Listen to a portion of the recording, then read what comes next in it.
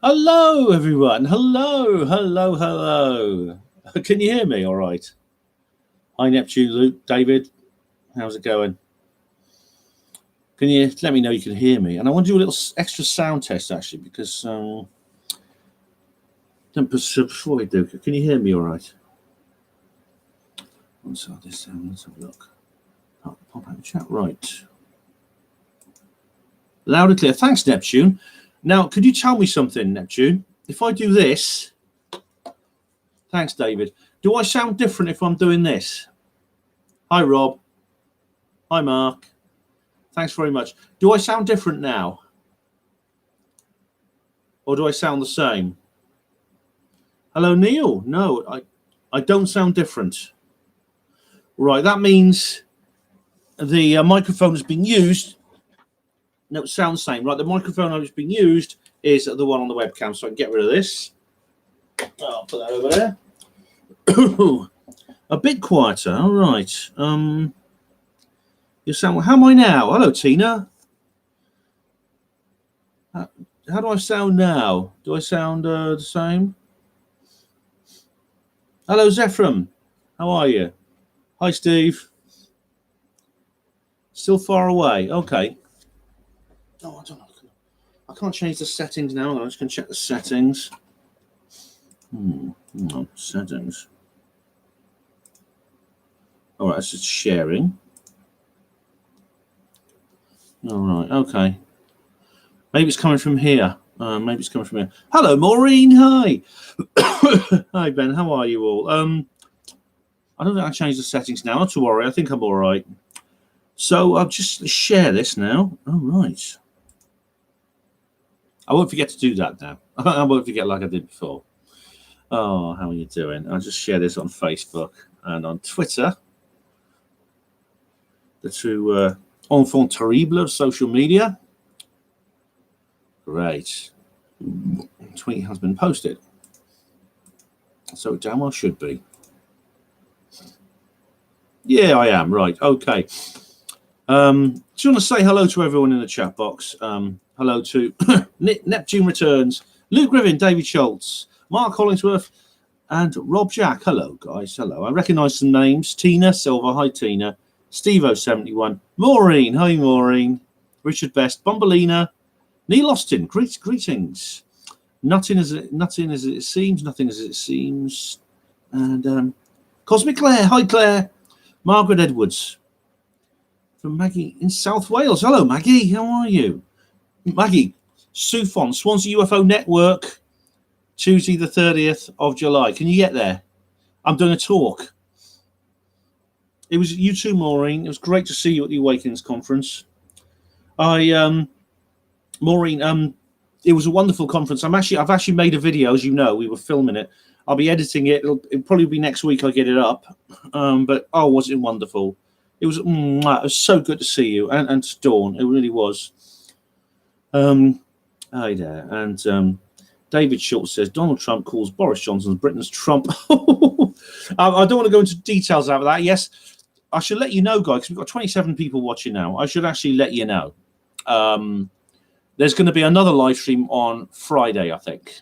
And I could do it tomorrow, but that's really not enough notice. It's going to be on Friday. It's going to be about the new Prime Minister, because, of course, we have a new Prime Minister in Britain now.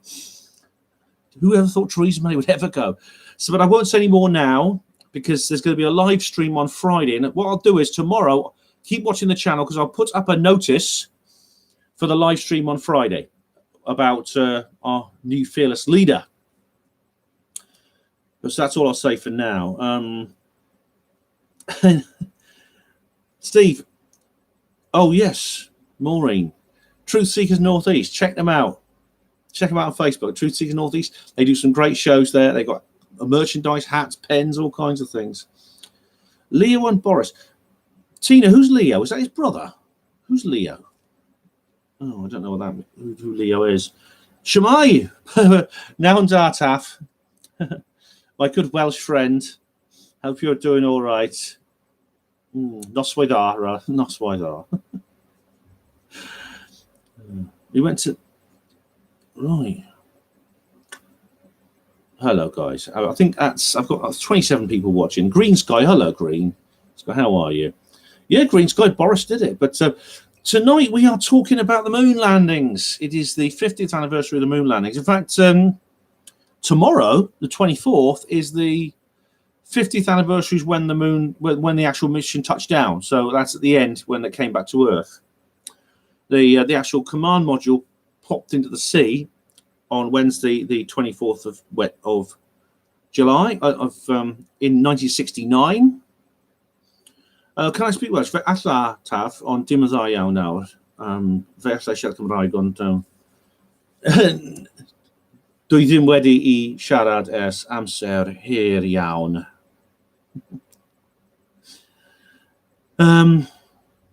Taff, I come from Lampeter in West Wales. Oh, Emily Jones, I'd have to, wouldn't I? I couldn't be Scottish with a name like Emily Jones, could I? Videos from the underground. Boris, I hope he's actually not Theresa May in disguise. No.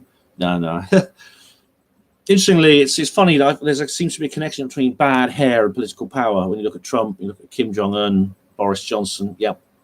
Crappy hairstyles means you become politically powerful. It's definitely a thing that. So we're talking about the moon landings. Yeah, it's Margaret Edwards. Right, we're getting a bit ahead of ourselves, Maggie. I will be coming to that. I'll be coming to the issues over this. But for those of you familiar with the channel, I do have unorthodox views on this issue. What I'll do is I'll start with a lead off, as always. Now, can I ask you not to post comments to me in the lead off? Hello, Gary. How are you? Jesus, fluent Welsh. Yours, thanks, Taff. But I'm not fluent anymore. I'm sub-fluent at the moment because, yeah, Lampeter's the smallest university town in the world. Yes, I lived in Lampeter, and I wasn't a student or I wasn't a teacher. But I've been, like I said, people listen to my accent and I think, well, you're not Welsh, are you? I've lived in Oxford since I was 8 years old. But I am from Welsh-speaking Wales originally, but I'm an Oxford man. You know, I'm an expatriate. I'm an immigrant. Send me back where I came from. Build a wall. Yeah. Claire, we're going to talk about. Tell you what, Claire, please do come to the live stream on Friday because we're going to do Boris then. There's going to be a second live stream, which I will put up a ad for tomorrow. Trump's mini-me. You know, Claire, people say Angela Merkel's successor is her mini-me because she's virtually a clone. And looking at Merkel now, the woman can hardly stand up straight without shivering. I don't know if that's her shape-shifting or whether it's Parkinson's or something. But, yeah, she's stepping down. I haven't seen Camelot's work on that. Yeah, Project Camelot talks about the moon. Maybe we can come to that in the comments section. But while I read the lead off, and it won't be a long lead off, this is not going to be like the Orwell live stream. I'm not going to break the 3-hour barrier tonight, but I'm going to do. Obviously, I'll take as much time as I can. I'm not going to set a time limit on this, but it's not going to be as long as the Orwell one, I don't think. I know that what I'll do is I'll read the lead off. Now, during the lead off, when I read the lead off, can I ask you not to post questions to me? Because I won't. What will happen is when I finish the lead off, I'll just go back to the beginning, and I will simply delete. I'll simply delete the trolls, but I won't have time to answer everyone's questions during the time I'm reading the lead off. If you want to talk to each other, that's fine. But if you talk to me, if you address me while I'm reading the lead off, I will not. I can't guarantee I'll actually answer your question, because otherwise they just build up, and I have a mountain of comments, and I can't get through them all. I'll be there till 6 in the morning. I basically literally have to wait till you guys fall asleep before I answer all the questions, in which case I'll be falling asleep too. David, I've not seen Masonic Moon. I've heard of it. I've heard of Masonic Moon. I've seen Secret Space Boy Chris Everard. Okay, so we're already getting there in the. We're kind of heading in the direction we want to go. But anyway, let's look at the Apollo missions and what I think about them. This is the lead off now. So save your questions till after I finish this.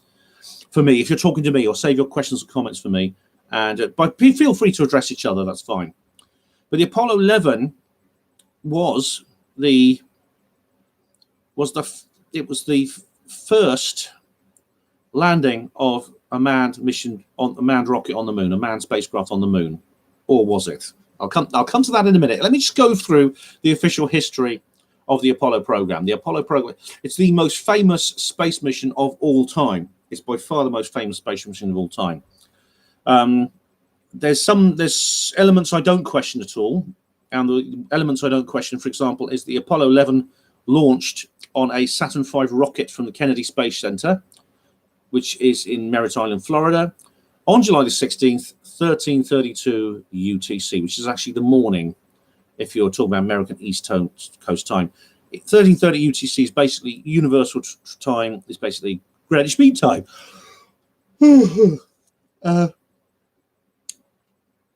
So the rocket, I mean, one thing that's amazing is this, watching the film, the rocket go up. We probably will never, ever see that kind of spectacle again, where a rocket of that size and power ever rises into the sky. Of course, you may see rockets launch. You may see the SpaceX rockets go up. You may watch the space shuttle launch, but those are pale. Those are they're just fizzles compared to the Saturn V. They're just very small compared to the Saturn V. We'll come into that in a minute. But the Saturn V was the second biggest and most powerful rocket in history. The biggest was the Soviet Energia rocket. The Saturn V was the second biggest. It could actually lift 140 tons, which is the second biggest payload of any rocket in space in a single load. 130-ton payload, 140 tons. And all it carried the command module, which was the only manned section, the pressure cabin of the command module, which is for the 3 astronauts, which is about the size of a large car, and the service module, which has rockets and propulsion, electrical power, water, oxygen supply. And below that was the lunar module, which is a lunar landing craft, which has 2 stages. It's like two rockets built on top of each other. The lower one has legs on it, and it's designed to land on the moon. The top one is the ascent stage, which launches the craft back into space, which again is a pressurized vessel for the astronauts. And it's the ascent stage with the landing legs is left on the moon. So I don't question at all that we saw a Saturn V rocket launch from Kennedy Space Station. I'd love to have seen that. As I said, there's no spectacle if you're into rockets similar to that. Such a huge rocket going up. It's amazing. It was actually discontinued after 1974, and it was replaced by, as I said, these very weak imitators of the space shuttle and others. Now, there were the three astronauts, and the commander Neil Armstrong. There was the pilot, including lunar module expert Buzz Aldrin, and the command module pilot, a guy called Michael Collins, who was in the command module. The command module was called Columbia. The lunar module was called Eagle. Michael Collins must have felt a bit out of place because he was kind of he missed out on the party, didn't he? Just orbiting the moon while everyone was on the moon. The other two were down on the surface having fun, or were they? I don't want to get ahead of myself here. I will be exploring alternative views in a minute. So the Eagle ascent stage, after they went on the moon, they got down on the moon. They spent 2 hours. They spent altogether 21 hours and 31 minutes on the lunar surface. Then a site they named Tranquility Base. Yet they were only the actual EVA, that is the extravehicular activity, where they were in their spacesuits, was just 2 hours, I believe. It was 2.25 hours, where they were outside the spacecraft. Neil Armstrong became the first person to step on the lunar surface. He climbed down the ladder and said, "That's one small step for man, one giant leap for mankind." And he stepped onto the lunar surface. Buzz Aldrin joined him a bit later, and they spent 2.25 hours collecting rocks and things like that, doing experiments, setting up equipment to be used after they'd gone by remote control. Then they got back into the lunar module, the LEM, Lunar Excursion Module, which then lifted off, docked with the Columbia in lunar orbit, and they take their space suits off by then. Amazing feat that was when you consider the lunar modules. The command module was the size of a small car. The lunar module was like a Mini Cooper or something. Yet they managed to squeeze on these bulky spacesuits while they were in the lunar module. This was amazing. This was the first time that this has happened, this stepping onto the moon, another body other than the Earth. But also, This was broadcast on a live TV worldwide audience. It's estimated that about up to a third of the world's population were watching this on TV. It's the biggest circulated TV show in history. Really amazing. I mean, my parents, it was before I was born, but my parents remember it. My parents watched it. The actual EVA happened in the early hours of the morning. It was actually, the actual landing was at 2017. They stepped out onto the moon. It was actually 2:56 UTC. So that's in summertime. That's actually 3:56, isn't it? It's 1 hour ahead, British summertime. So my parents were awake watching it all through the night. Now, the reason this happened, of course, it was set against a very, very difficult geopolitical backdrop, which is the Cold War, which went on basically from the close of World War II certainly to the late 1980s. This was the Cold War. This was the two superpowers, United States of America, the Soviet Union, and their allies on both sides of the Iron Curtain, this barrier which none dare cross between the two of them. Now, the space exploration issue was completely and utterly embroiled in this political rivalry. The rivalry with the general Cold War was mirrored with the rivalry in space. Now, on the 4th of October 1957, the Soviet Union launched Sputnik 1, the first rocket, the first satellite. And this was a huge shock. It was a huge blow to American self-esteem as well, because it's pretty clear the Russians had taken the first lead in the space race. Indeed, these leads continued, because on the 12th of April 1961, Yuri Gagarin, another Soviet, became the first man in space. And at the time, NASA was actually, Eisenhower actually set up NASA in 1958 following the Sputnik challenge.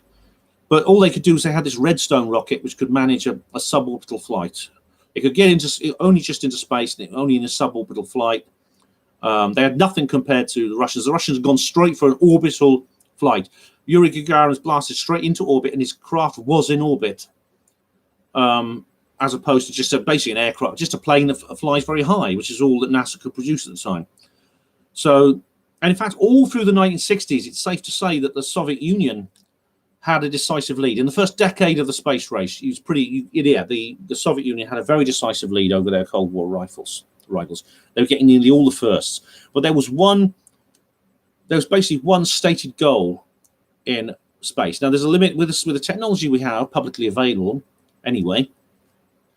There's a limit to what we can actually achieve. Now, there's certain milestones, such as getting the first rocket up, getting the first astronaut up, various other firsts like technological and basic endurance firsts and things like that. Russia got all of them in the first decade of the space race. America was way behind. Now, there's the only other goal really that was left was a manned moon mission. That was all that was left. After that, it's just you've got to wait until you have the technology to go to Mars, which they still haven't got it now. So you really, the only, if the Russians got a man on the moon first, it would be game, set, and match. It would be a pushover. It would be a walkover. It would be 10-0. Basically, it really would. So this was America's last chance to get back in the game. And President Kennedy, who replaced Dwight Eisenhower, said this was an urgent national need. He actually said this to the United States Congress on the 25th of May, 1961, which is just a few weeks after Gagarin went up. I believe that this nation should commit itself to achieving the goal before this decade is out of landing a man on the moon and returning him safely to the Earth. No single space project in this period will be more impressive to mankind or more important to the long-range exploration of space, and none will be so difficult or expensive to accomplish. We propose to accelerate the development of the appropriate lunar spacecraft. We propose to develop alternate liquid and solid boosters, fuel boosters, much larger than any now being developed until certain which is superior. We propose additional funds for other engine development for unmanned explorations which are particularly important for one purpose which this nation will never overlook: the survival of man who first makes this daring flight. The survival of the man, rather, who makes his first daring flight. But in a very real sense, it will not be one man going to the moon. If we make this judgment affirmatively, it will be an entire nation. For all of us must work to put him there. And then he said, could I have $20 billion, please? And Congress says, yeah, sure. In a sense, I'll come on to this point later, but both the space race, this rivalry, benefited both sides. It really did. Because it may seem like it was a rival. It was a rivalry in the sense they're both competing against each other, but also it was a cooperation because both sides knew that for public consumption, the quest to beat the other side was very important for propaganda. Just imagine if Kennedy had not made that speech, and he had not timed it when he did, just weeks after Gagarin went up into space. Just imagine he had not made that speech then, and had just gone at some random time and said, could I have $20 billion for the space program, please? They're going to say, no way, that's far too much money for just sending rockets up into space. But no, the way he worded it, he's very clever, Kennedy. He actually said, here, that if we make this judgment affirmatively, it'll be an entire nation. This was them basically asserting America's place in space, which it had failed to do, completely failed to do. And their Cold War rival, the evil Red Menace, they were. Which means if, in that situation, your hearts rule heads. You hand over the money, don't you? Indeed, it was the same. It was exactly the same in the Soviet Union. They say, we, the great socialist motherland, need to keep beating the evil capitalist Americans, the imperialist aggressors. So for them, they were exactly the same. So that is what this is. Why, and I'll go into this later about why, if there was any duplicity on the part of either side, the other might think twice before, blowing the whistle. That's an important point. I'll come back to it later. So they started building this huge rocket, the Saturn V. It was called that because its first stage had 5 separate rocket engines, these S-1B engines, huge, the largest single rocket engines that have ever been created. And you can visit them. There was a couple that were never launched, and they're in museums. So if you go to Cape Canaveral, actually, there is at the Space Museum there, you can see a Saturn V rocket. And it's just lying down on the ground. It's never going to fly. It's not fueled. It's just lying there. So everything was set. Everything amazingly, in the course of just 8 years, just a few years actually. In fact, the progression arc for this particular project was huge. It was enormous. It was it was the steepest progression arc you've ever gathered. But there were no major malfunctions. Amazingly, there were some fatalities. I mean, there were no fatalities in space at all during this particular project. There was 3 fatalities on the ground, and I'll come to that later. That is the crew of Apollo 1. So I'll come on to that later. But basically, because there's some suspicious elements to that. But really, I mean, literally, they were within just 7 years of Kennedy making that, just over 7 years of Kennedy making that announcement. We'd sent we'd sent 3 astronauts to the moon in Apollo 8. Now, Apollo 11 was not the first manned mission to the moon. It was the 3rd manned mission to the moon. Apollo 11 was the first one that had a landing. The actual first manned mission to the moon was in December 1968. When Apollo 8 took 3 astronauts to the moon, they actually didn't just go to the moon and come back. They got into lunar orbit. They slowed down, got into lunar orbit, stayed there for a bit, flew around a bit, and then came back. And then was Apollo 10 that was followed. Apollo 9 was actually, funny thing enough, Apollo 9 was a test of the lunar module in orbit. Apollo 7 was a disaster. The rocket basically it failed. If there'd been humans aboard that rocket, they'd been killed in the Apollo 7 mission because the rocket failed. Amazingly, though, literally just a couple of months later, they launched Apollo 8. They didn't stop to sort of think about what had happened. They just said, let's go ahead with this Apollo 8, even though we're sending 3 men to the moon. And they were on a rocket that actually failed last time. We don't know exactly why it failed because we haven't had a chance to do an investigation. We're just going to put them on this rocket and send them up to the moon. Even though something might go terribly wrong, there are hundreds of things that could go wrong that will result in the deaths of all the astronauts. There's very little that can actually go wrong with these kinds of spacecraft. that doesn't result in the entire failure of the mission, including on the deaths of the astronauts. Basically, there are no lifeboats. There is no hope of rescue of any kind. If the ship goes down, you go down with it. Absolutely, virtually certain. Interestingly, on the one major malfunction they had, Apollo 13, that by probably chances of thousands to one, that didn't happen. On Apollo 13, where there was an explosion on board the spacecraft, that didn't happen, which is quite a remarkable thing when you think about it. I've actually got Marcus Allen on the Panwo show. I haven't put a bloody notice up for it. Yeah, sorry. On Thursday, if you listen to the Panwo show on Panwo Radio, I've got Marcus Allen on the show. So check that out. He's a guy. I'm going to talk about him in a minute, but he's actually an expert on this sort of thing, and we'll be talking about that. So basically, the whole world was watching on TV and stuff like that. So it's actually pretty incredible that Apollo 8 went ahead. Luckily, everyone was fine. In Apollo 13, like I said, there was an explosion on board the craft by thousands to one chance. It wasn't a fatal explosion, and it ended happily. They managed to get the astronauts back again. Now, when Apollo 11 went up, there were up to 1 million spectators watching from the areas around the launch site. Now, I do recommend watching my review. Watch my review of. Did I put like a? I'm not sure if I actually put a link. Oh God, bloody heck!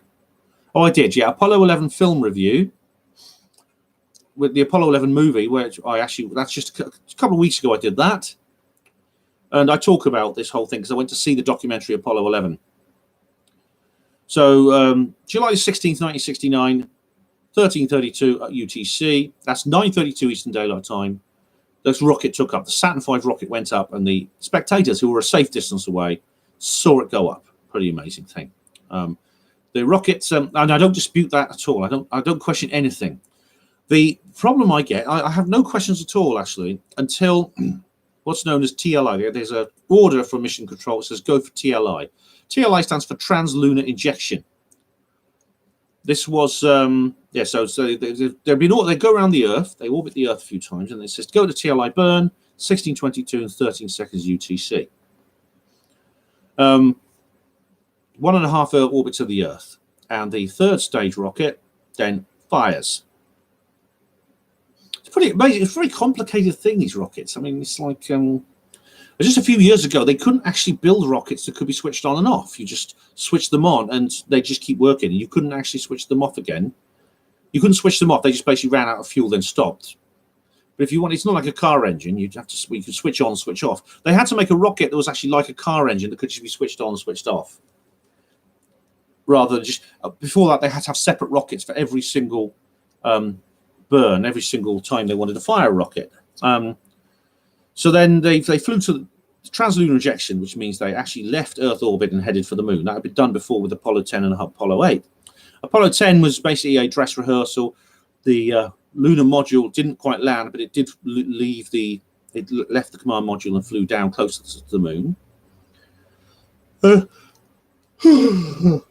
It flew off into space. Amazingly, NASA just announced that the lunar module it flew off into space after the end of Apollo 10. It's been found again, flying out there. No one knew where it was. So the Aldrin and Armstrong entered the Eagle and made preparations for the lunar descent at 17:44 UTC. It separated from Columbia and landed on the moon, and the aforementioned extravehicular activity for 21 minutes carried on. Anyway, President Nixon, he was president. They'd had Kennedy, who'd been shot, of course, Johnson, and then Kennedy, and then Nixon actually made a phone call from the Oval Office of the White House.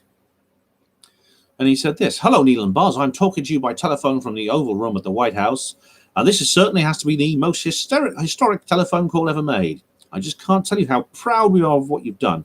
For every American, this has been the proudest day of our lives, and for people all over the world. I'm sure they too join with Americans in recognizing what an immense feat this is.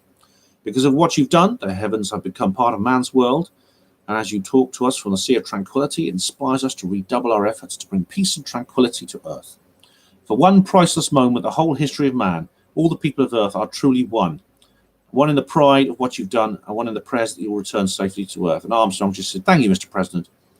It's a great honor and privilege for us to be here, representing not only the United States, but the peace of all nations with the interest and curiosity, and men with a vision for the future. It's an honor for us to be able to participate here today.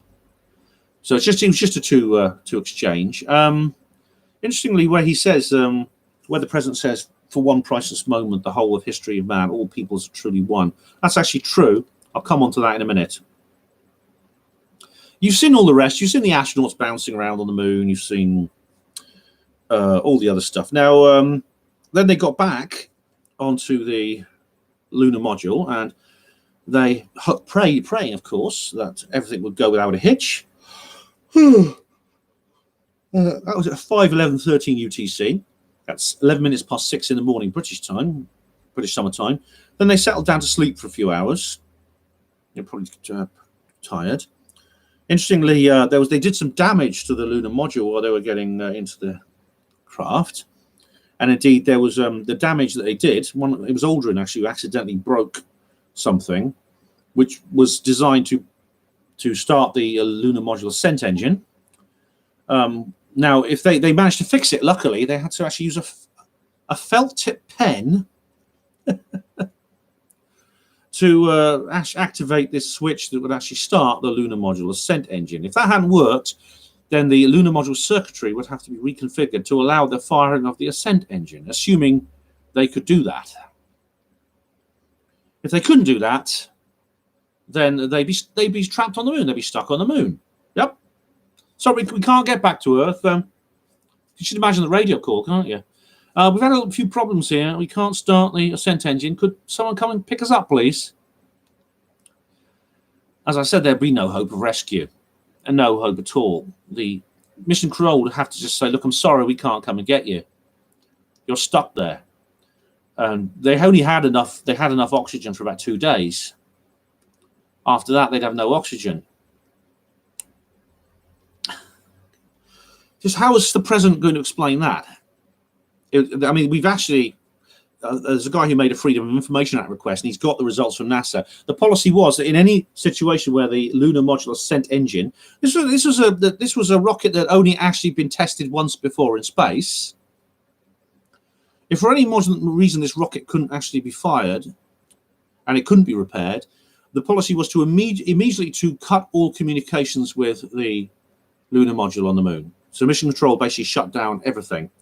And Michael Collins on the Columbia would be told to activate, single-handedly activate the rocket engines and return to Earth in the command module alone.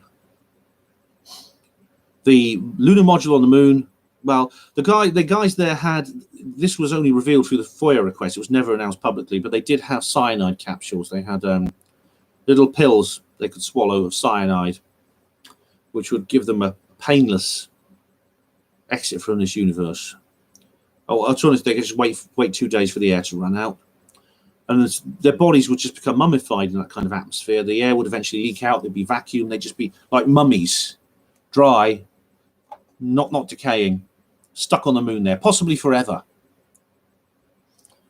But luckily, everything worked fine. I mean, there were hundreds of things that could have gone wrong. Just imagine, you think about it, all the various rockets they had to fire, the dockings and undockings, the fact that they had to, the launch window, when they were coming back from the moon, the rocket didn't enter lunar, it didn't come back from the moon. See, rocket objects in orbit around the Earth, if you study orbital mechanics, you'll know that they travel at 17,000 miles per hour in low Earth orbit, like the International Space Station. The craft, the orbital craft, the Soyuz orbital craft that take people like Tim Peake and that to and from the ISS, they travel at 17,000. They enter the Earth's atmosphere at 17,000 miles per hour. Orbital deceleration. They go through orbital re-entry.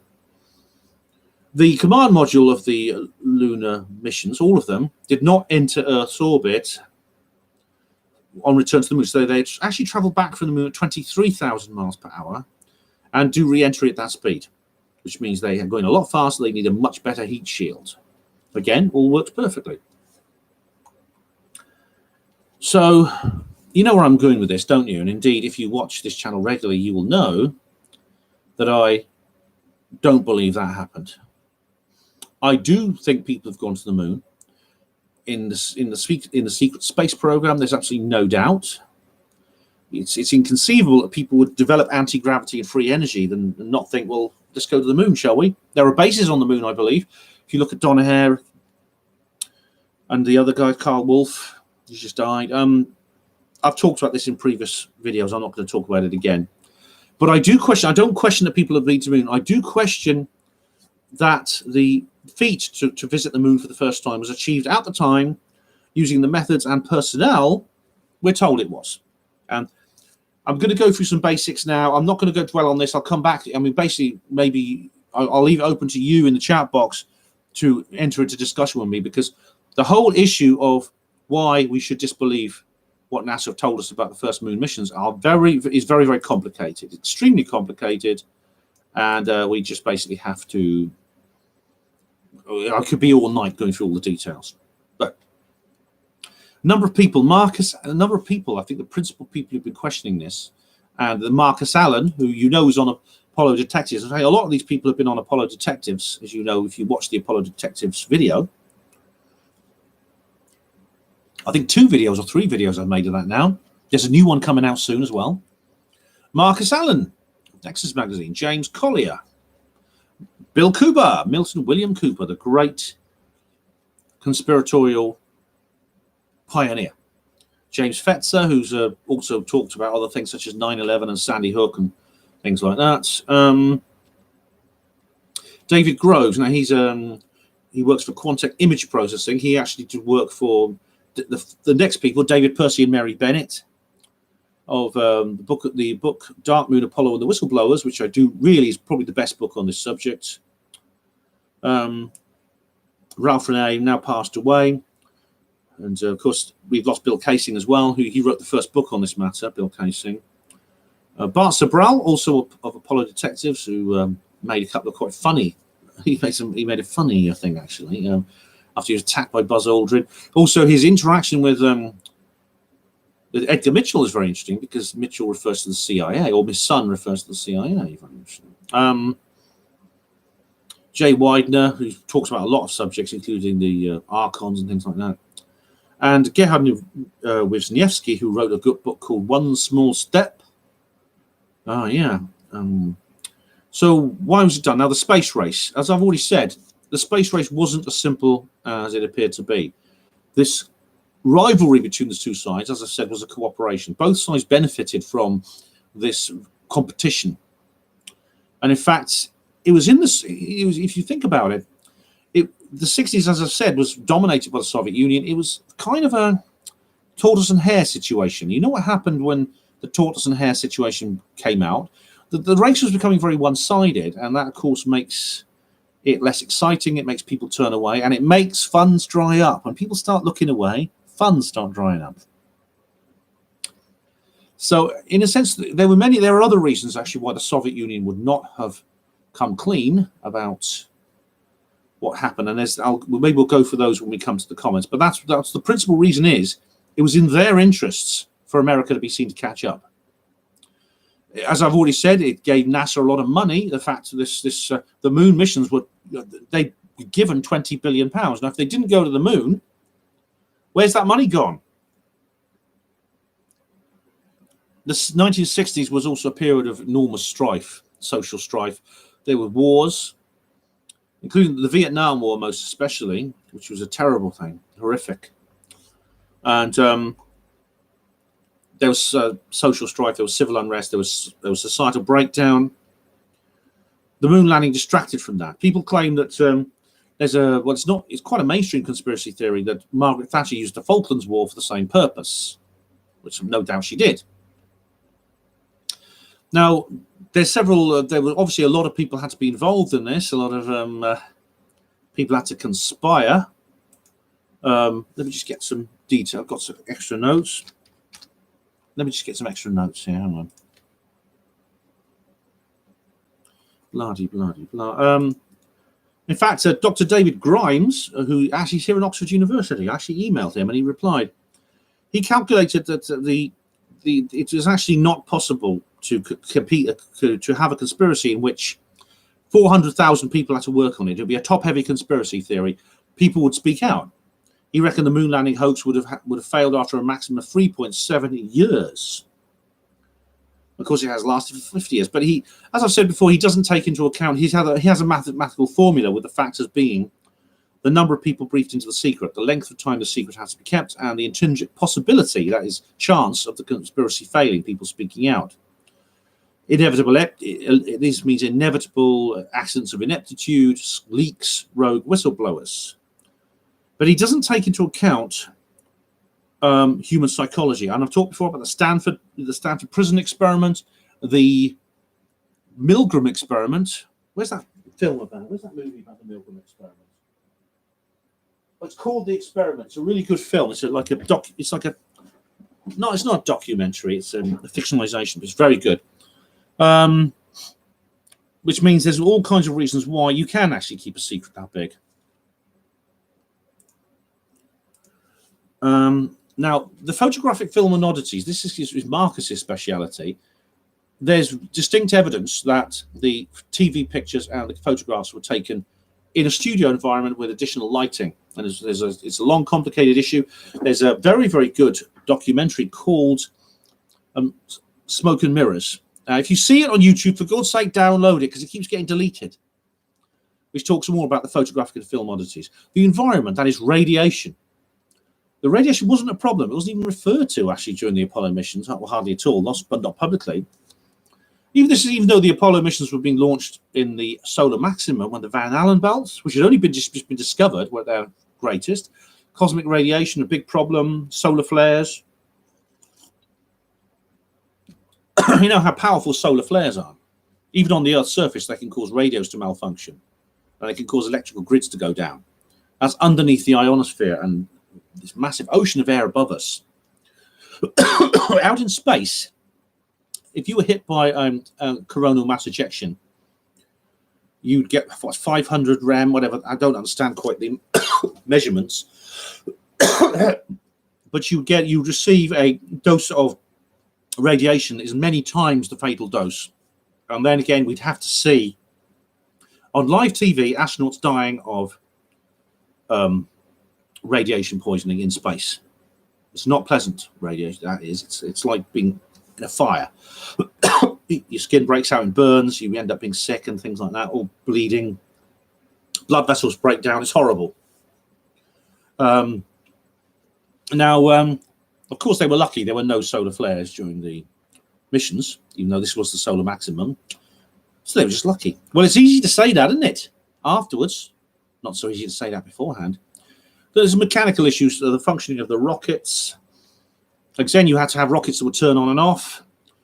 If they failed to turn on, as was almost the case with the lunar ascent stage, you would basically end up with 3 dead astronauts. Absolutely no doubt about it. There's issues to do with the telemetry of the various transmissions between the two sites. The fact that the blueprints for the Saturn V rockets have been lost, as have the original videotapes. That's actually, they say they just lost some of them. They taped over some of them. I mean, what?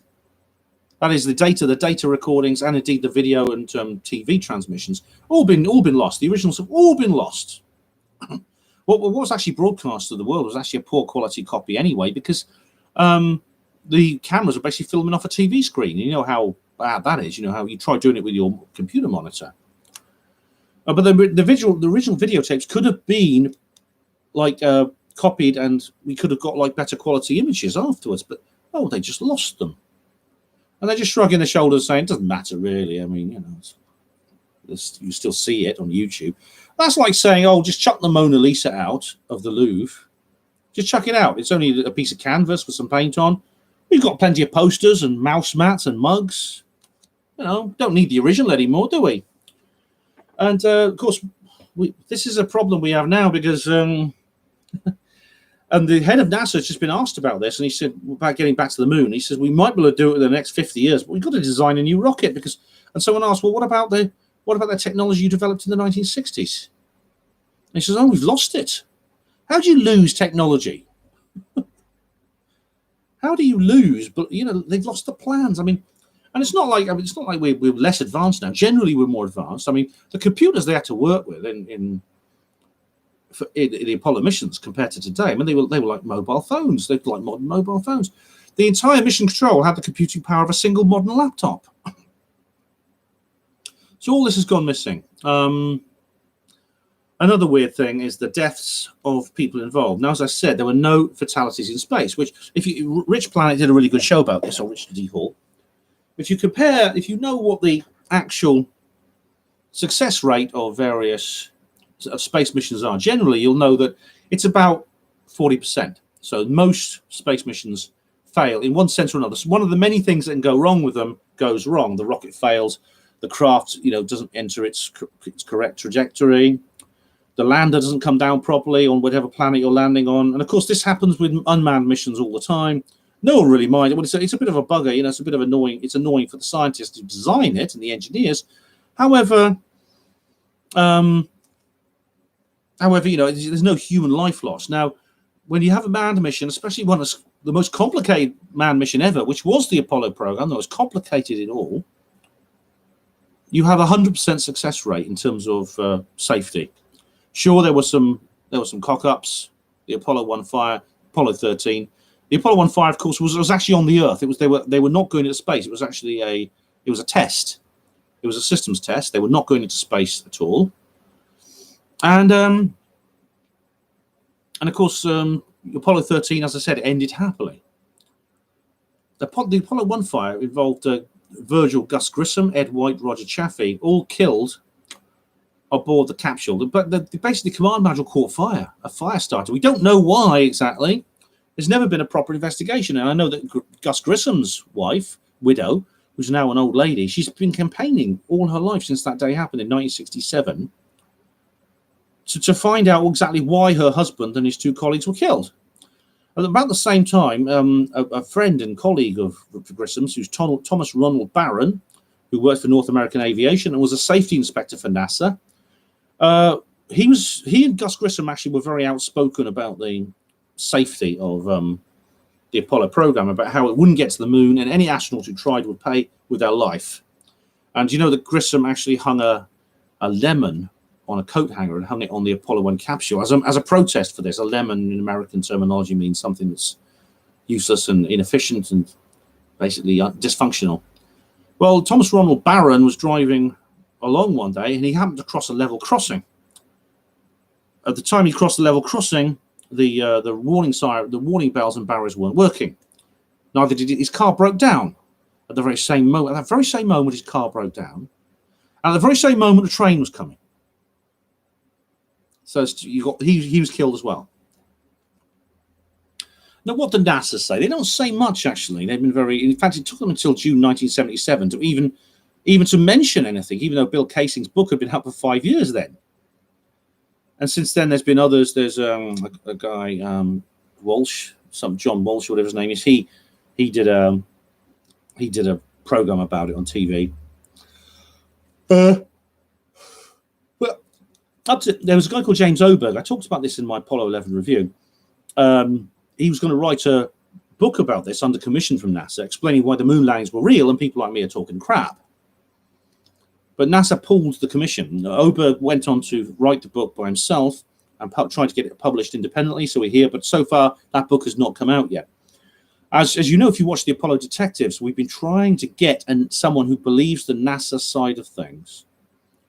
We've been trying to get them onto Apollo Detectives for ages, and none of them will. I'm afraid, sorry to the spoiler here, on the upcoming Apollo Detectives 5, again, there's no one there's people, we have different views, but none of us will defend NASA's position. We can't get anyone on the show who will defend NASA's position.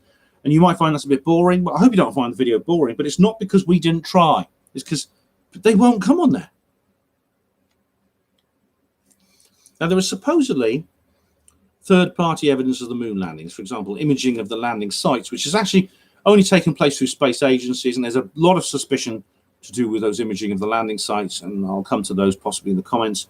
The moon rocks, well, funnily enough, it was revealed in a geology survey, and this is a spoiler for Apollo Detectives, that one of the moon rocks that was examined came from Earth. There's also the fake moon rock that's actually fossilized wood. It was in a museum in Amsterdam for years. Jodrell Banks supposedly tracked the craft. They actually didn't. They tracked a Soviet probe. Retroreflectors. Now, this is something Apollo 11 left on the moon. They left a retroreflector, which is a device to bounce laser beams off the moon, which are fired on Earth. So they can basically measure how far away the moon is and see if it's coming or going, what's happening. Well, you actually don't need the retroreflector. It's actually possible to get a usable reflection of laser off the moon anyway, just from the normal surface. And Marcus has some examples from earlier where people are just using shortwave radio. Indeed, Steve Mumbling, my arch nemesis, or so he thinks, actually used this in his in one of his shows. He saw someone actually getting a radio signal, which he transmitted himself on a shortwave radio, reflected back off the moon. And guess what's happened, right? On this very day, the day before the 50th anniversary of the end of the Apollo mission, where the command module splashes down in the sea. Again, that happened. The craft came down. It was either came from orbit or was dropped by an aircraft, I believe. But listen to this. This was on the BBC. They've given, this is it, like a NASA moon lander vision takes shape. NASA has outlined more details of its plan for a landing craft that will take humans to the lunar surface. Strange timing, isn't it? Just on the 50th anniversary of Apollo, after they've been umming and ahhing for so long. Here we go. The plans call for an initial version of the lander to be built for landing on the moon by 2024. They will be followed by an enhanced version. I think what they mean is an unmanned mission in 2024. Well, unmanned missions are fine. I mean, the Chinese have just put Chang'e 5 on the moon, haven't they? This will be our first attempt to land on the moon since 1972. That was when Apollo 17 took off, and no one's been back there since. In fact, until the Chinese rovers, there wasn't one single manned soft landing on the moon anywhere. I mean, just imagine so the people in the 1960s, they were obsessed with the moon. A lot of people were obsessed with space. And the amount of progress that had been made in that decade, if you extrapolate that, well, it's pretty obvious where it will go to. You know, by 1980, there will be cities on the moon. There will be permanent lunar bases. Probably by the mid-1980s, you'll be able to take your holidays on the moon and people will be landing on Mars. You know, by the end of the 20th century, flying in space will be routine. And you will visit the planets and things like that. I mean, that's Arthur C. Clarke. Look at Arthur C. Clarke's 2001: A Space Odyssey, predicted for the year 2001, written in 1968. Anyone who was into space exploration and science fiction from the 1960s, who could see forward to the present day, would gasp in dismay. You mean you still haven't left Earth orbit again? What's wrong with you? It's like stepping, you know, you just, oh God, it's like creating some amazing achievement and then just saying, okay, we're going to stop now, we're not going to go any further. No, you build on your achievements. And funnily enough, India has just launched a rocket that's going to land on the moon's south pole. It has a lander. It may not make it. I mean, there's this Israeli one called Bereshit that actually failed just before it was due to land. We don't know why exactly. But the South Pole and North Pole are interesting because there's ice there in the permanent shadow. But of course, NASA are going to make a big song and dance about returning to the moon. Even though Obama said it might take 50 years, Trump is actually pushing them. It's Trump's idea for this 4-year deadline. He's trying to do a Kennedy. And the reason is because Trump knows the original Apollo missions were fake, and he's trying to push NASA into a corner. So on this 50th anniversary, of course, NASA unveiled the completed Orion crew module, which is kind of a more sophisticated version of the command module of Apollo. Yeah, but what will come with that, I don't know. I mean, it's just been, they built it, they've just unveiled it. It's not flown anywhere yet. Anyway, there's been another area of suspicion is the actions of the astronauts. Now, Neil Armstrong is by far the most enigmatic of the Apollo astronauts. He's very shy. I mean, he's always had a reputation for being shy, but he's literally wanted nothing to do with the media. Then, funnily enough, more than 20 years after the Apollo missions, he entered the White House and did a speech in the presence of President Clinton. Now, Andrew Johnson has done a presentation on this. He talked about removing truth's protected layers. What does that mean? Now, the thing about there's actually a film coming out called Armstrong. It's called Armstrong, It's actually a new movie. Let me just see if I can find it, because there's already been a biopic of Neil Armstrong, which I didn't go and see. I meant to go and review it, and I didn't. Let's have a look. 2019. Here we go. Armstrong film 2019. It's got Harrison Ford, dramatic, moving, deeply human. Armstrong offers the definitive story of life from his childhood to his first steps on the moon. This is a new one. This is not the same as the one that came out last year. It's got Harrison Ford, the real Neil Armstrong, Mark Armstrong. And I think it's another documentary. Yeah, because it's got all the people playing themselves, including archive footage of Neil Armstrong. Neil Armstrong's dead now. Buzz Aldrin is actually the poor guy's actually losing his marbles a bit. In fact, he's made a couple of statements that make people wonder if he's about to let something slip. Now, one thing that's important to realise, I've been thinking an awful lot about since I went to see the Apollo 11 documentary, is that the moon landings are very important to people, especially Americans. They have enormous sentimental power. So a lot of you are going to find what I've just said very difficult and very upsetting. You'll be offended by what I've just said. I can't help that. I happen to think it's true. But another thing is, it's for people, I think you've got to realize it's a minority now who were actually born or even adults during that time, who actually saw it, like my parents, who watched the moon landings on TV. It's people saw it. I mean, Marcus Allen was 15 years old. No, he was 27 years old. He saw it. David Percy was working as a projectionist in 1969. He saw it. So these are now guys who are quite old, and they were adult at the time, and they were all said they were caught up in the spirit of the whole thing.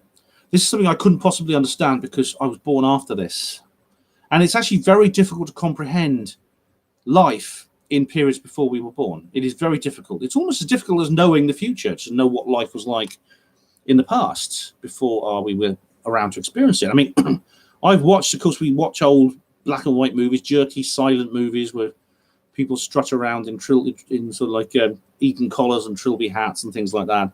Grainy old movies with horses clopping past, pulling hansom cabs. You've seen all those old movies. I look at that and I think, what would it be like to be there? Because of course it wouldn't look like that film. It wouldn't be black and white in real life. It wouldn't be grainy. It wouldn't be silent with honky-tonk piano music in the background. To be there would be exactly the experience of being alive then, would be the same as the experience now of being alive. But you can't comprehend that. I tried to do so when I watched these old films. And the same goes for these old films like Apollo 11. I mean, the closest, I think, one of the geniuses of the Apollo 11 documentary, which I talked about see the link in the description box, was the fact that it captured that feeling probably more skillfully than any other film to date. And indeed, people who do remember the moon landing said this. The thing about it is, like I've already said, is the 1960s were a turbulent year. It was the heart of the Cold War. We had the Cuban Missile Crisis in 1962, and everyone thought it was going to happen again, and we wouldn't survive this time. Everyone thought that the world was on the brink of nuclear annihilation. My parents actually said at the time, everyone there was virtually a consensus opinion in the late 60s that we may get to 1970, but under no circumstances would we ever see 1980. We would be dead before 1980. Absolutely, sometime in the 70s there would be the war would come back and we'd all be dead. Because a full nuclear exchange would kill everyone in the world, without a doubt. And that's an awful thing it's an awful state to be in. I mean, they're saying it now, aren't they? Except it's climate change, it's carbon. But it serves the same purpose. And in fact, that's a story for another time. But I think the climate change hysteria is, in a sense, a replacement for that nuclear annihilation hysteria. There was also a lot of social strife. I mentioned the Vietnam War, lots of other wars, coffins coming back, pictures on TV of little kids with their skin burnt off. There was societal collapse. There was a civil rights unrest. There were riots on the street. There was shootings, and Martin Luther King was shot. Bobby Kennedy was shot. This was just 5 years after Kennedy, the president, had been shot. People were uncomfortable, they were pessimistic, and they were frightened. But there was just the Apollo missions, the landing on the moon. It's for people who were alive at the time. It was almost spiritual. It was almost like a Kundalini experience. It was almost transcendental to witness this. And you could see, I mean, obviously, you can listen to the music and look at the art that was inspired by the first moon landing, the literature, the paintings, and the music, especially the music. It was amazing because in this turbulent decade of melancholy, this was one day of hope. It was almost like a bright spark of happiness in an era of misery. Just for one day, everyone was happy. Everyone was, as the president said, everyone was unified in this amazing achievement. It was a true kumbaya moment. It really was, probably the closest we've ever had in modern history. There was all our worldly differences fell away, and we were united as a people. It was almost like a hippie thing. It was almost like everyone turned into like hippies for one day, just for one day. It was amazing. I mean, even in Hanoi, the heart of communist Vietnam, there were people who were watching, people were cheering, and in the Soviet Union, in China, in Britain, in all countries in the third world, in the West, in the Middle East, in the Islamic world, people watching. A third of the population were watching on television. And everyone was just happy. It was like one of those rather cheesy films where there's some kind of, where everyone suddenly just gets up and starts hugging each other, And there's nothing that comes close, except, the Christmas truce in World War I is possibly the only other example I can think of in modern history with that kind of import. And even perhaps that doesn't quite match it. And, I think the Apollo 11 documentary captures that. I'm not immune to that emotion. As I said, the film didn't change one single opinion that I had of the reality of the moon landings. There was actually nothing, it brought absolutely nothing new factual to the conversation at all. However, I do sympathize more now from watching that with people like Steve Mumbling and other people who believe NASA's lies.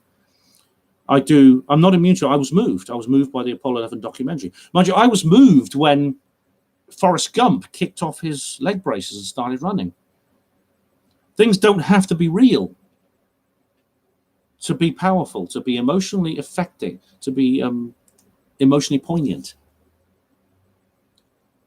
But what I'm saying is that I don't believe the Apollo missions were a true and accurate record of man's first or even any adventures into space. I believe we have had adventures into space which are actually far more extensive than anything that's been announced to the public.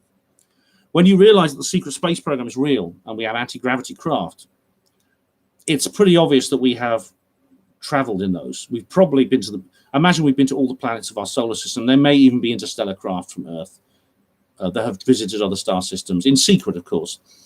There are probably cities on Mars. And of course, some of these will involve interaction with extraterrestrials. And that's another, and of course, that is something they're keeping from us. That's what we need to know. So with that rather shorter, slightly shorter lead off there, I'm just going to go back to the top. I'm just going to get rid of the trolls. I'm not going to do anything else. I'm just going to get rid of the trolls, just go through. I'm very sorry. I won't be able to answer anything addressed to me, but you can talk to yourself absolutely fine. But I will answer your questions. Just checking for trolls. Right, let me just get rid of a troll. There's one troll, just one so far. God, ignore.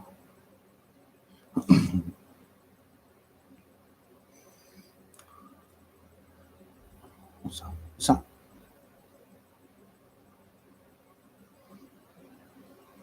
Here we are. That's okay. Hello, James Tilly Matthews. Hello, Johnny. Hello, John O. Hello, proselytizing Orthodox Pentecostal trans rabbits. There we go. I'm a Spartans. Hello. Okay. Duty James, greetings.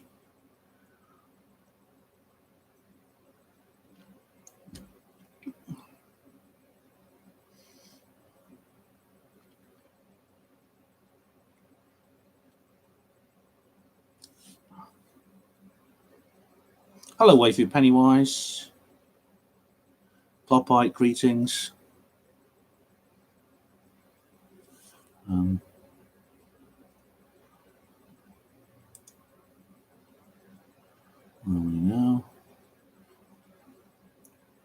You guys can make this easier by not posting comments at me. Hello, Unite Planet, greetings.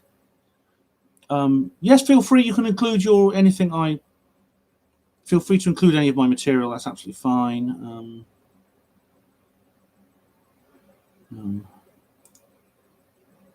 Okay. Rabbit, save your questions for now. All right. Alchemy, just look at my Flat Earth video, please. I'm going to. This is great having that Flat Earth video. It was really great.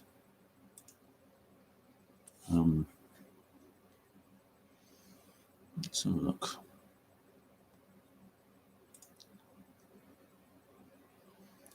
Blah, blah, blah.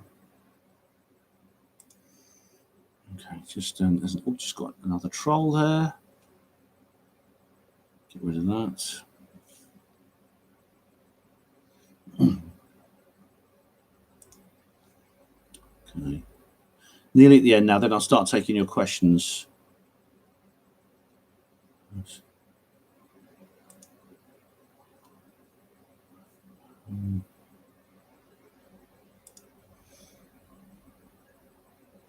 Only 2 trolls. That's not bad. That's less than usual. Right. Tina, the Disney movie called The Dish. Right. Is that by Disney? It was actually an Australian film, and I was lucky. I was in Australia when it was actually released, which was autumn of 2000. It's very good. It's very good. There was a lot of Aussie flag waving. Of course, it boosts the official story. And I've gone down to the bottom again. 1 minute.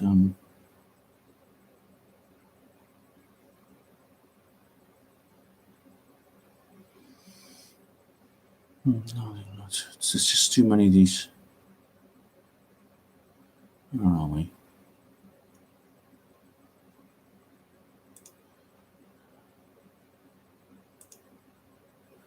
Right, okay. Where was Tina's comment?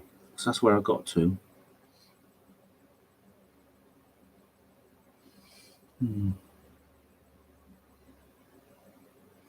Sorry, James. Oh, hello, Hugo Roon. Welcome back. Glad to hear from you again. I've missed you.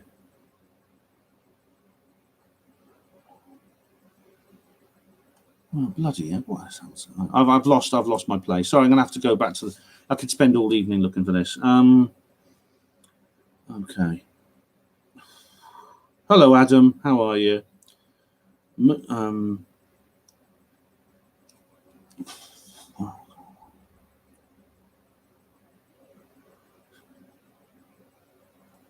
Okay, I remove that troll. Tina asked, there we go. Berlin Wall coming down. Yeah. Oh, that's Tina. That's an interesting observation. At the end, the Cold War end. Yeah, that was similar. The actual Cold War ending. There was that song by Scorpions. Do you remember? What's the title of it? It was a song by the Scorpions, a German band. Winds of Change. It was like that. Yes, it was kind of. I am answering you. I don't know where I am now. Keep an eye on the times of the comments, Claire. I will. I mean, I don't know. Someone actually offered to be moderator. Maybe I should take them up on that offer. Phil, hi Phil, and James. I'd love to see Ben counters of the Nephilim Jones kind in 0G. Well, James, James Tilly Matthews, I would love to star in that movie. I really would. Maybe Dion Johnson could make that after he's finished with Capel Green. That'd be nice, wouldn't it? Yeah. But I found Tina's comment now. Yeah, Dish. Okay. Rabbit says, okay, JJDA says, if you believe man set foot on the moon, kill yourself immediately. Well, JJ, I don't want anyone to kill themselves. Okay, I know you're being like Bill Hicks. If there's any marketing and advertising people here, kill yourselves. I know you're just joking, but don't please. If you don't, please don't. But I actually don't. I actually do, as you said, I do disagree. I do doubt NASA. What NASA is saying. I don't think as I said, it's not a true and accurate record of what happened. But I do think people have been to the moon, as I said, because of the secret space program. Trans Rabbit says Ben is over-egging his point to the point of absurdity. I don't know what you mean. Neil Desperandum, hi Neil, says, I can see politically why a lot of people don't believe the moon landings happened. The whole decade was full of strife, assassinations, JFK, MLK, Bobby Kennedy, the horror of the Vietnam War. Yes. Well, that's the emotional content of that decade was one of the reasons why I think the fake moon landings were done. Neil, yes, all those assassinations were government hits. JFK, of course, enough has been said about that. Martin Luther King, James Earl Ray didn't shoot Martin Luther King. He actually won a retrial in the 90s. It was King's own family supported him. They didn't believe that this man had shot their loved one. James Earl Ray won a retrial. He died in jail, unfortunately. It was hardly covered by the media when James Earl Ray went back to court. The Vietnam War is there's still babies being born with results of Agent Orange, both in Vietnam and in the United States. They're still being born. They're trying to sue the government on both sides. They've got a class action lawsuit from both countries. So they haven't had any proper compensation. It could take 2 more generations because it affects the DNA, this horrible chemical, which was made by Monsanto. Bobby Kennedy, Sirhan he doesn't even remember doing it. I believe him. He's still in jail now. Tina Silver mentions the Berlin Wall coming down. Yeah, that I do remember that. Yeah, and it was a wonderful moment. Of course, it was people thought because they believed Cold War propaganda, they thought, well, that's it. We're going to have peace on Earth forever now. But of course, that's not the case. But there was that amazing book called The End of History by Frank Fukuyama, and it actually said, that it was almost Marxist or sort of quasi-Marxist in its analysis of what was happening. It claimed we're going to have global democracy and everyone's going to be happy. Oh, it's an amazing book. Proven false with time. Alchemy 432, the Fool Card Magician says, the world would change overnight if people drank all the Rothschilds' wine. It probably would. Well, everyone will wake up the next morning with a huge hangover. James D. Matthews, I'm personally fully support Americans in space. The more the better, I say. Yeah, I mean, good luck to them. But they have the United States has no manned space program now. The shuttle's cancelled, and that's it. They just go up on the Russian Soyuz to ISS, which is as far as they go now. The ISS, I mean, you can see from Earth. I mean, just look at it. I mean, I've talked about it when I had Jackie Noyes, Jam Noyes on when I did videos with her. The bloody ISS you can see from the ground. It's in low Earth orbit. That's as far as people go. Rabbit says, Ben can't tell the difference between reality and fancy. Not an argument. James says, I'm against women in space. I believe geostationary hinge would affect it. Oh, James, you're so uncouth. You really are. Alchemy, I just farted. Can you smell it on Mars? I'm very glad to say I can't hear. Trolls, labels, Ben's label. JJ, no, it's not. It is a label. It's an accurate one. It's like having an orange and putting a label on it that says orange. Alchemy says, Ben's going down the cultural Marxism road of banning free speech. No, I'm not. If you think it's wrong to ban people who call me, whatever the names they call me, and you think that's a free speech issue, well, that's just ridiculous. That's just ridiculous. Nuttin says, an insight is geodesic globage. I don't know what that is. Hello, Duty James. Hello, Rabbit. Yep, videos for the underground. Jim Fetzer's videos on BitChute. Yeah. Did people applaud videos when they watched Apollo 11? I remember people were I really enjoyed the movie. I can't help enjoying that movie. I've done my review, and as I explained, it's an expertly made documentary, absolutely superbly produced documentary. unique footage, no narration, just very extremely well edited old footage, including stuff people haven't seen before. It's already been nominated, I think, for a Golden Globe for its editing. It's superb. Jim Fetz, I disagree with a lot of Jim Fetz's stuff. When it comes to 9/11, he keeps banging the thermite drum, and then he goes on about mini nukes and stuff like that. And he says horrible things about Dr. Judy Wood. So I don't respect anything he says about. I don't respect him, and I don't like what he says about 9/11. I've been on a radio show with him, but I was polite to him, and when that was the case, I would interview him if he wants to be interviewed. But he is firstly, I think he's one of the few people. There are lots of people who unknowingly spread disinformation. Jim Fetz, I suspect, knows more than he's saying when he slags off Dr. Judy Wood and talks about thermite and mini nukes in the buildings. Hello, Villanora. What do you think happened instead of the moon landing?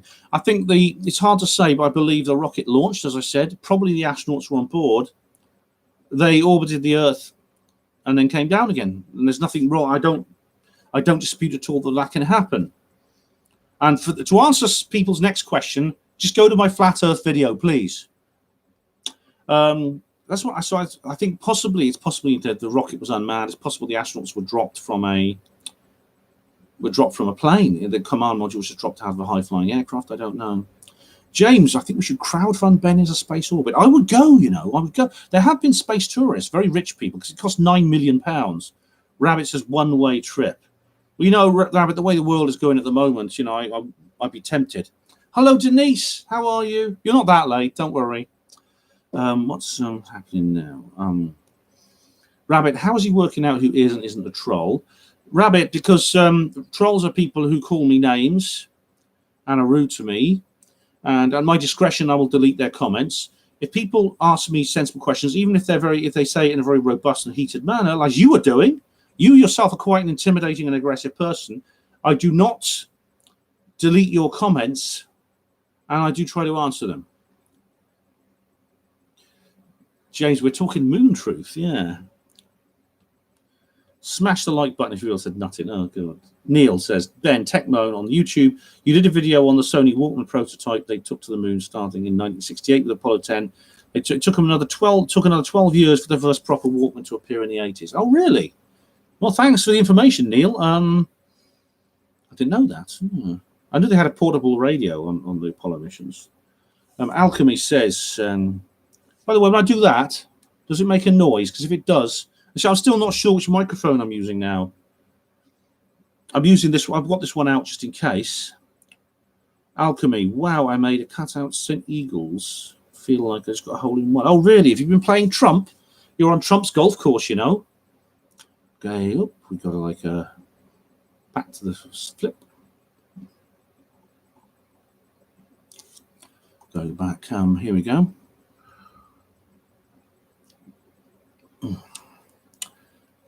Moon Truth, Belgian, reptile, urine, Miss Moore. James, I can't do all those subjects in just one live stream. As I said, I'm doing Boris on Friday. If you want to tune in Friday, because I got a live stream on Boris. What I'll do is, as soon as I finish this one, I'll put up I might wait till tomorrow, actually. I'll put up a notice for the upcoming live stream on Friday. Where are we? How's life treating you, mate? Are you dressing me, Phil? I'm a lot better now than I was when I made the Still Ill video, thank you. Hope you're all right. Mr. Mayor, hello.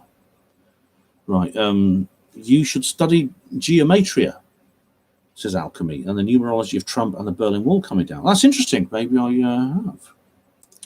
Nuttin says, I wish I'd been in the land down under where pussyfooting around is allowed.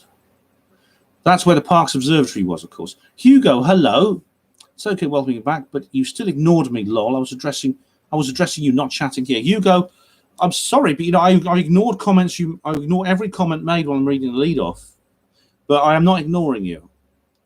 I make an effort to address everyone. If I miss a comment, you make apologies. Rabbit, straight question. Have you ever actually attempted to research any of the questions and criticisms you have of the moon landings? Answer, yes.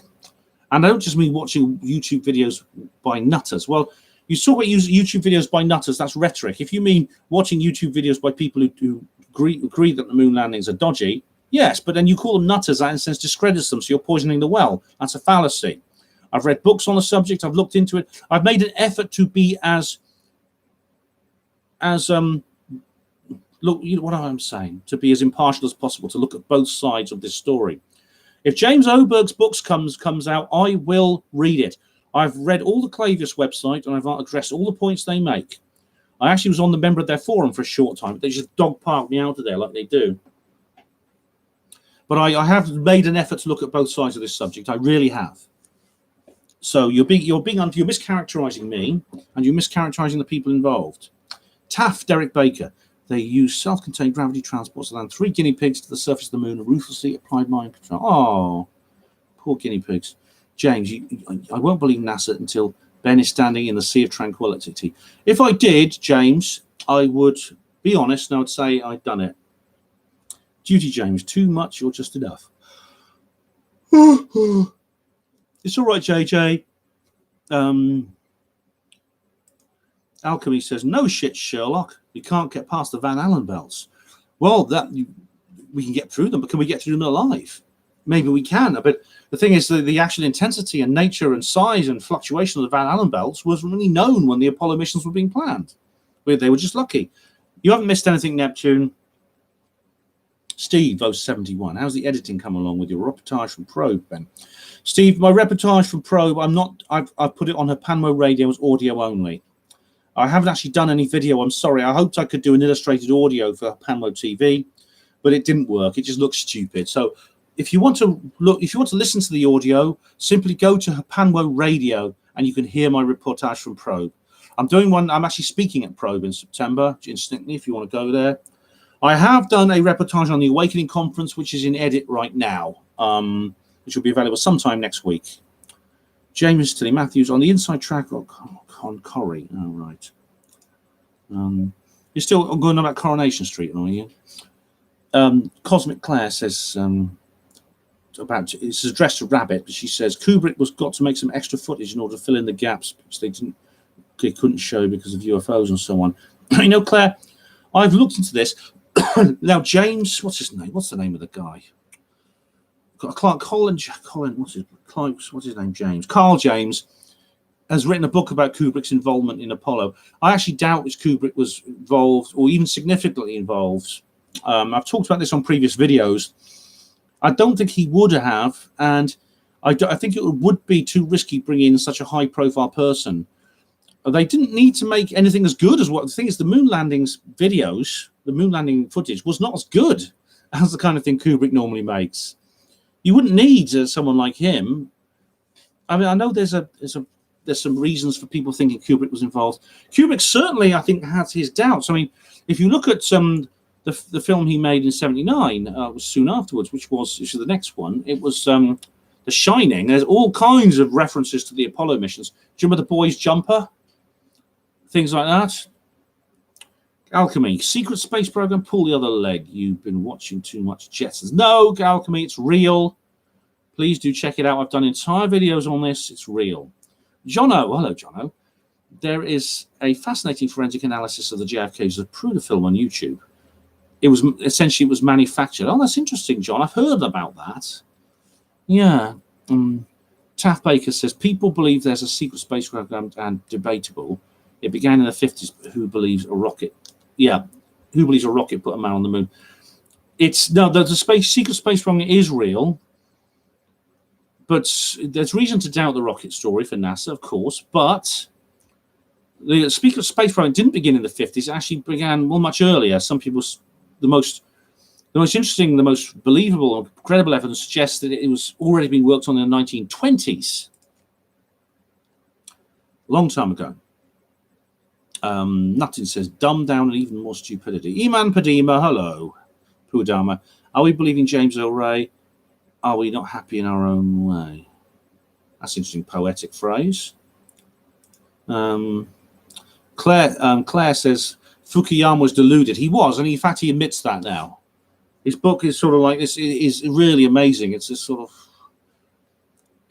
really strange kind of almost, it's not really a political science book. It's more kind of like almost a visionary kind of issue. But it was very inspiring. Unfortunately, Fukuyama was part of the neoconservative movement. The people who supported the war in Iraq and Afghanistan were very much involved with Fukuyama. They were part of a clique of people who'd been educated by Leo Strauss. And the Fukuyama book, The End of History, really rang a bell with those people because they had very similar views. That they could actually create a world order of democracy which would be eternal.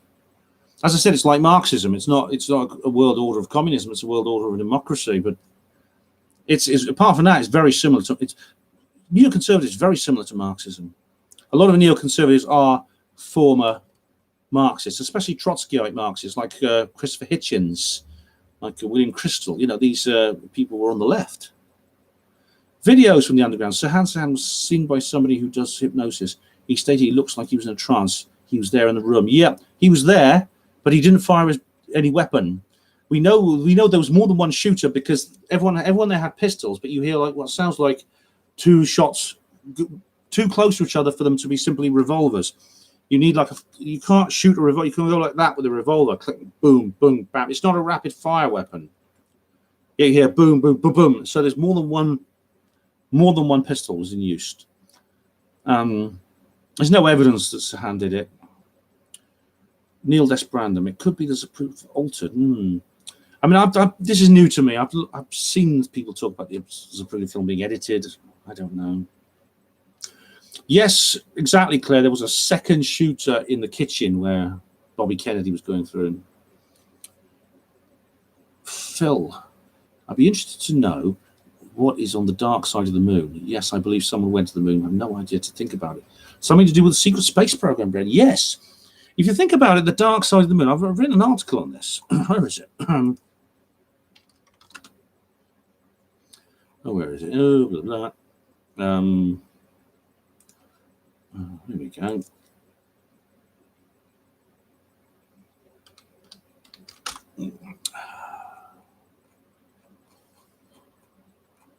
There must be a. How do I find this down? Excuse me.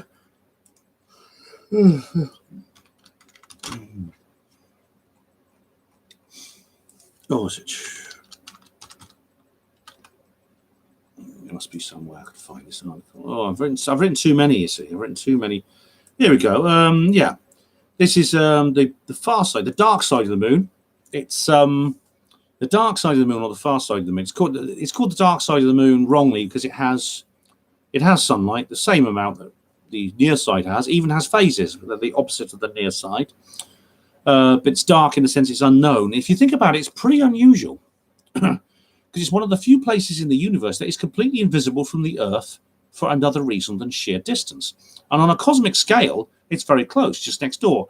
And it's 7.3 million square miles of real estate, as I said, is right next door to the Earth, and it can't be seen from the Earth. So it's the ideal place to operate from space onto the Earth without being seen, whether you're extraterrestrial or whether you're in the secret space program. Of course, if you read the Roswell Rising book, you'll know that one of the scenes in the book is set aboard on one of these bases on the far side of the moon. So yeah, it's pretty good, isn't it? It's absolutely, definitely, I think that's true. Now, 3 hours long. Oh God, we're not going to, John. We're not going to break the 3 hour barrier tonight. I couldn't bear it. I couldn't bear it. Actually, I've just got to remember. I've got to do something. Just one moment. Oh, I've just realised I've forgotten to do something. Hang on. This won't take long. I'm going to do this now because otherwise I've really got to get this done. Oh, bloody idiot. I'm a bloody idiot. I'm doing too much. That's the problem. I've done a radio show on Caroline Stevens. You ever watch Caroline Stevens is Seeking the Truth? I actually was on that this evening. And I did an hour-long show with her at 7 p.m. And, oh dear. Oh, there we go. I'll just put that there. Oh, bloody heck. So I don't want to break the 3 hour barrier tonight. It won't be that long because I can't really go on later than about 11:30. Where are we? Rabbit says, when Ben comes out of the rabbit hole, I'll be there to welcome him into the real world. Oh, Well, what about the trans rabbit hole? Right. Claire, Zapruder may have been put there in place, yeah, for the Kennedy assassination, yeah. I don't know, I mean,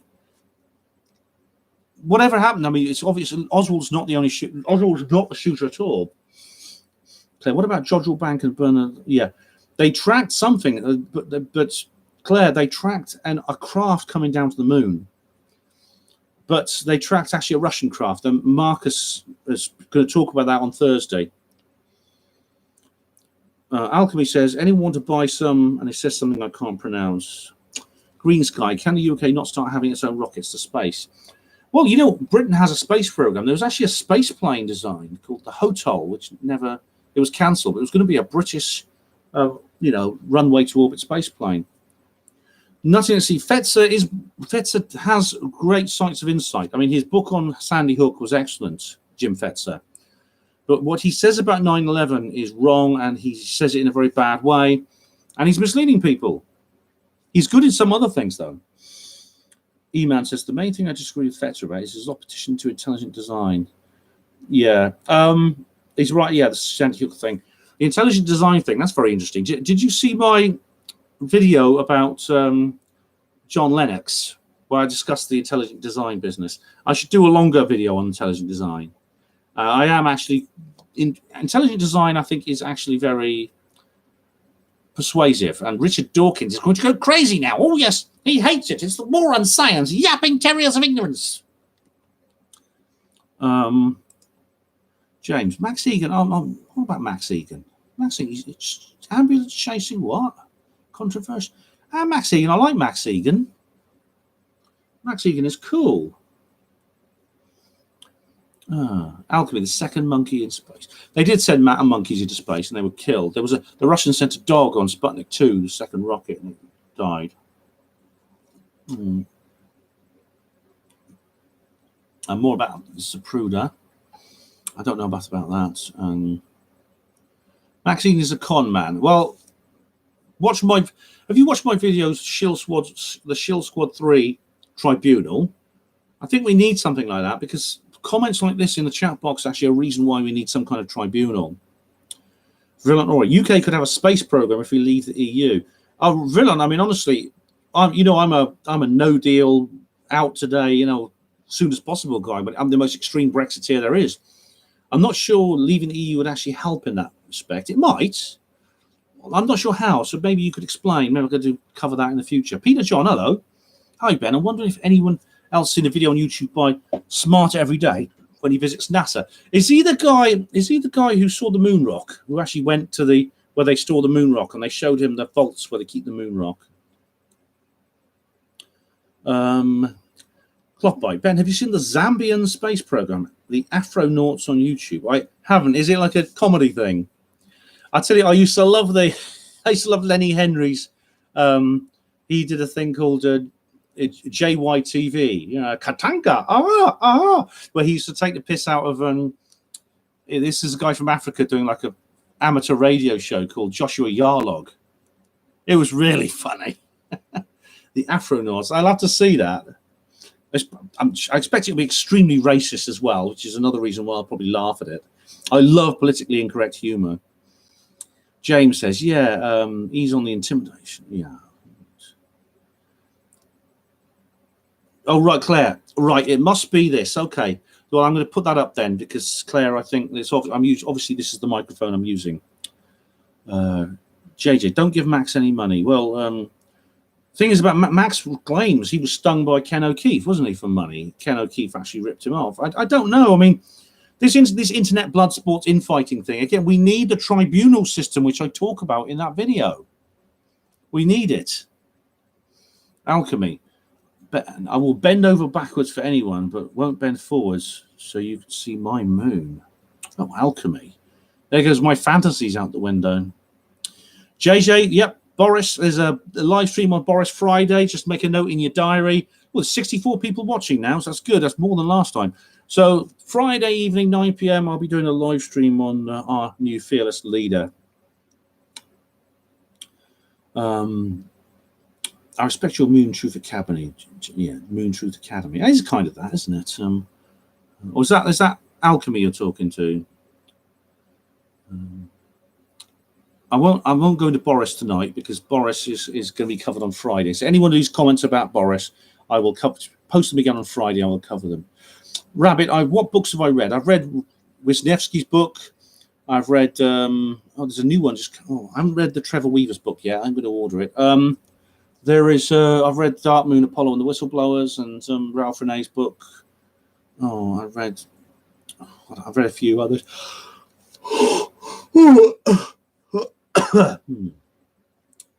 Bungle Zip 2, hello.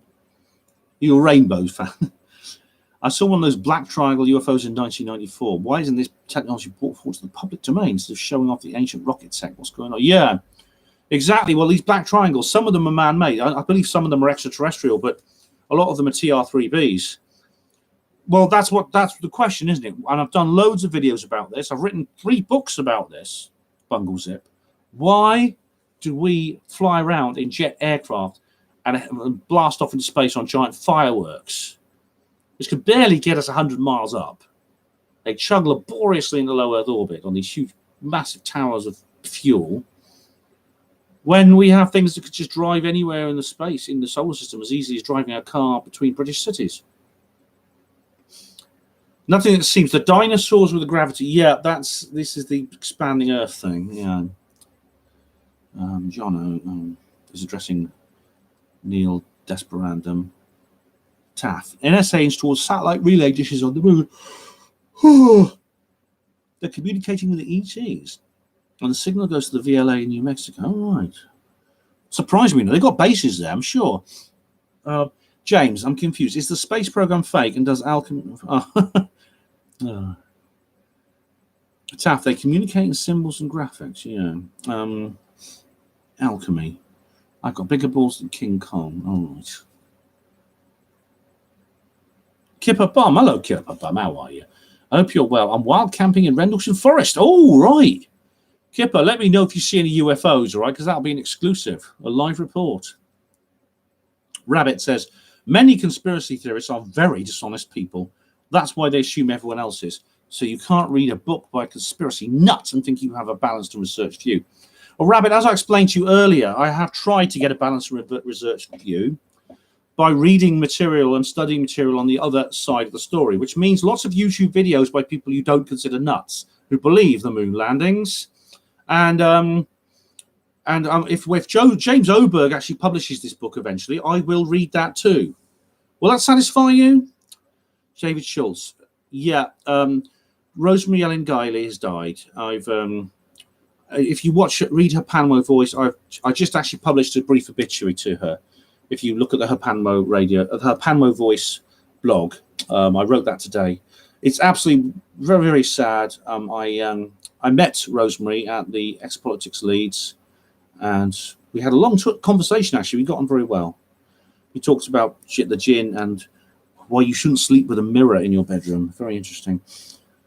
Juicy James, the moon landings were fake and nobody finds you attractive, James. Oh, exactly.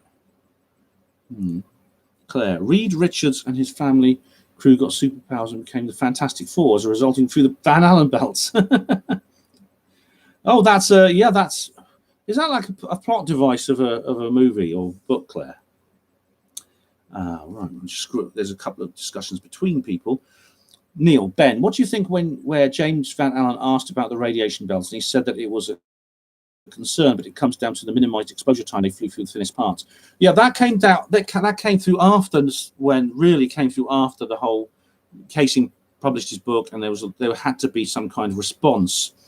Now, the thing is, the thinnest part of the belt, no one actually knew the dimensions of the belts properly when this mission was being planned.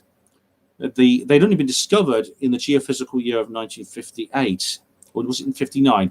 That's when the Explorer 1 probe was sent up, and its instruments burnt out when it arrived. You must remember that the Van Allen belts changed with the sunspot cycle as well. The Apollo mission was being planned, and all the early non-manned mission took place in the solar minimum. The Apollo missions were launched during the solar maximum.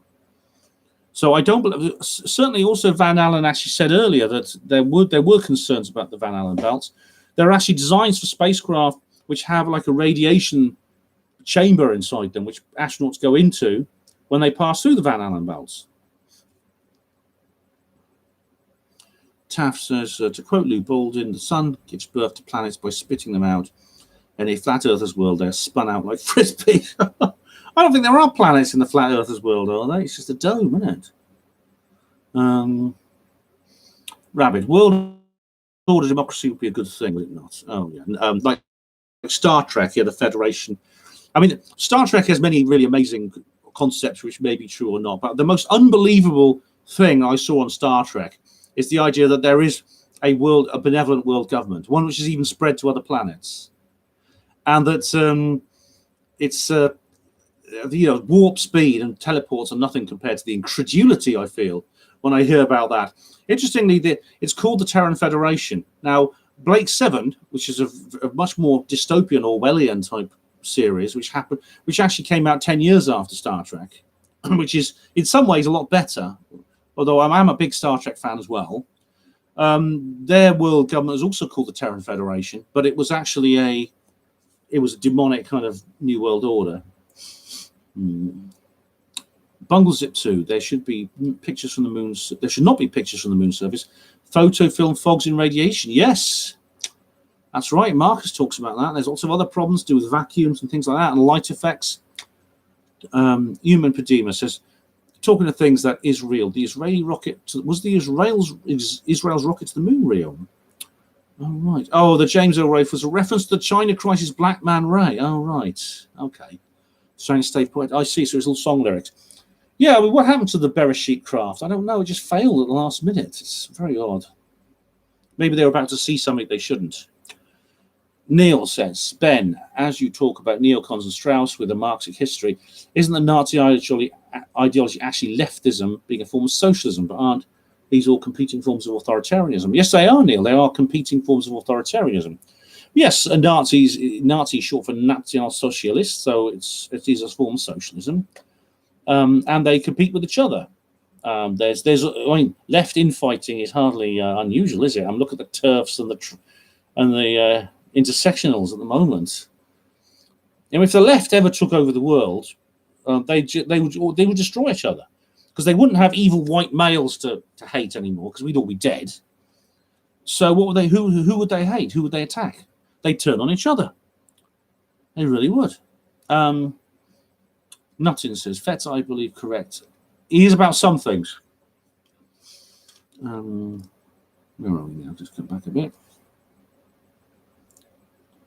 Duty James, am I the only one singing the Button Moon song? Rabbit. Oh, Lord, what's Ben's on about now? Secret bases on the dark side of the moon. Correct. Neptune tells Ben is contacting MI5. He's in chat right now. God knows what Charles Declassified thinks about that. I think he's got an idea for a new video. Bumbelina says, hi, Ben. Did Bob Lazar say that they were using an anti-gravity reactor in the UFO? So would they be using these machines now to go straight through the belts? Yes.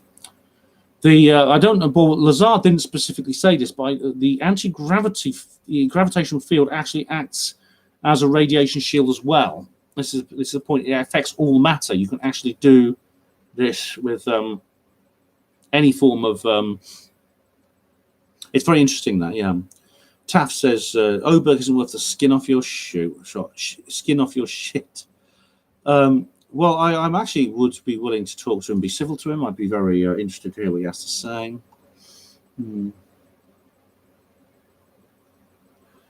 Button Moon, yes. Rabbit, keep out of my hole, Ben. Nothing would bring me greater pleasure. Trans rabbit holes are liable to come unstitched.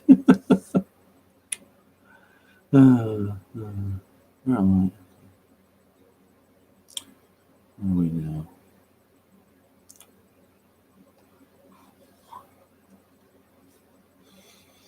What do you think of Mr. Okay. Video. Is that all about my doorbell going? I thought I heard something. So I'm not answering it. I'm the only one in the house. I'm not answering it.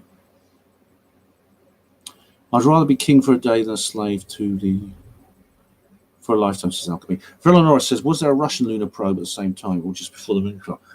There was a Russian probe, I think. Marcus, I've looked into that. But there were all kinds of unmanned craft that were not admitted.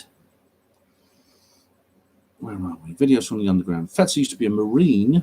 Once a Marine, always a Marine. Marines are not nice and are capable of much cruelty and not think twice about it. Karma always catches up. Well, the US Marine Corps, I think you mean. I don't know. You can't generalize. I mean, they're very highly trained and indoctrinated. So I don't know if that's a factor. James, Rabbit. Do you ever go on a non-conspiracy nutter shows? It's interesting. You see, you use all these loaded questions. That's absolutely unbelievable.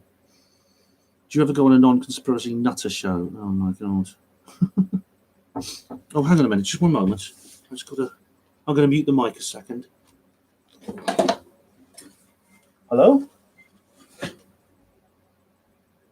Hello? Oh, hello. Sorry, there's someone at the window. I'll be back in a minute. What happened there? Got a problem.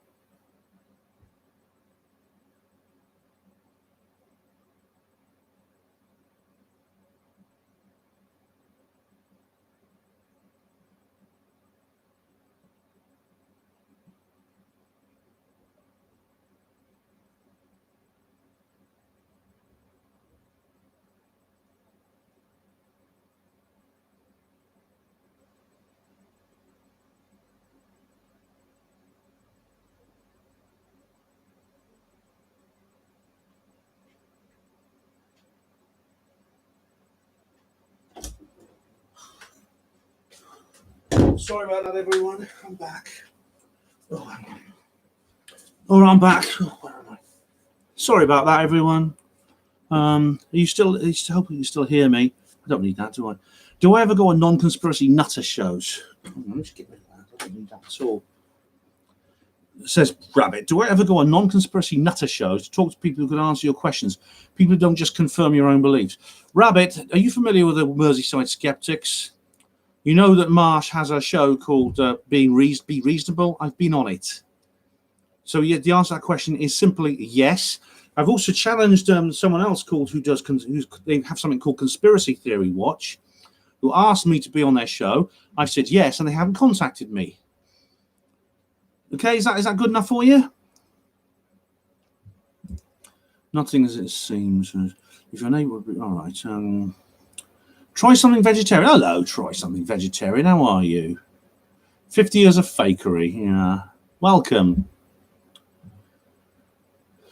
That's the guy, the moon rock. Yes, Pete, John. The guy who went to the moon rock lab. Yeah, that's interesting. Well, we didn't actually see them because they're kept in very tightly controlled vacuum chambers.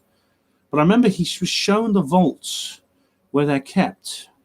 The moon rock, of course, is a limited amount. But of course, if you watch Apollo Detectives, the next one, Jarrah White has a lot to say about that moon rock. Johnny says, it's in the video of Aldrin punching the guy in the face. Yes, it's actually Bart Sobral, and he's another Apollo detective. That's JJ. O'Keefe and Max were in it together, really? Oh, Tina will be there Friday. Great, you'll be there at the next live stream. That's brilliant. That's the one about Boris. Thank you, Tina.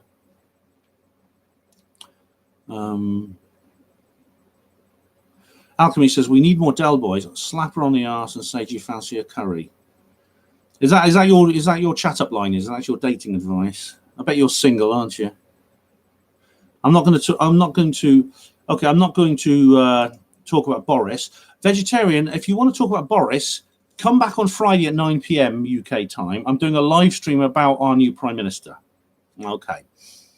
So I'm not going into Boris tonight. I've still got 68 listeners and 68 viewers now.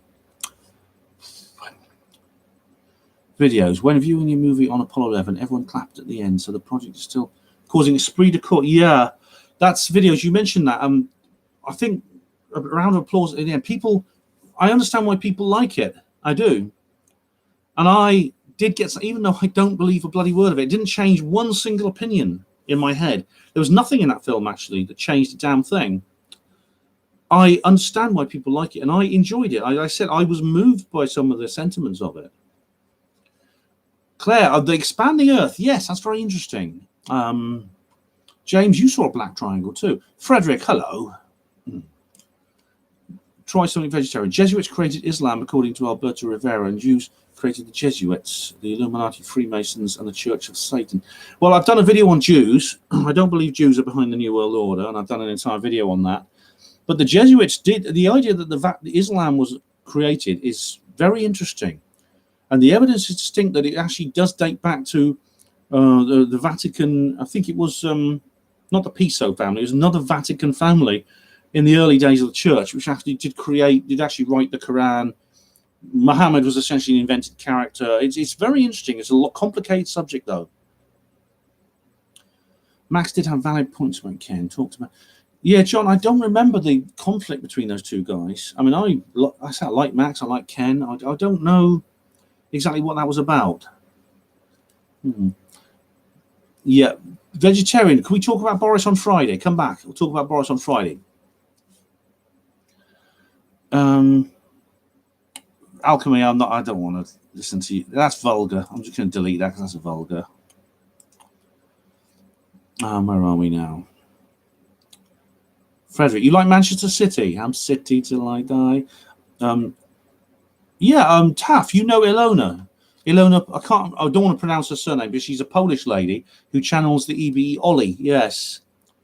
The deep state have 2 bases on the moon on the back of the near side. I know Ilona. She sends me her emails as well. I'm on her round robin list.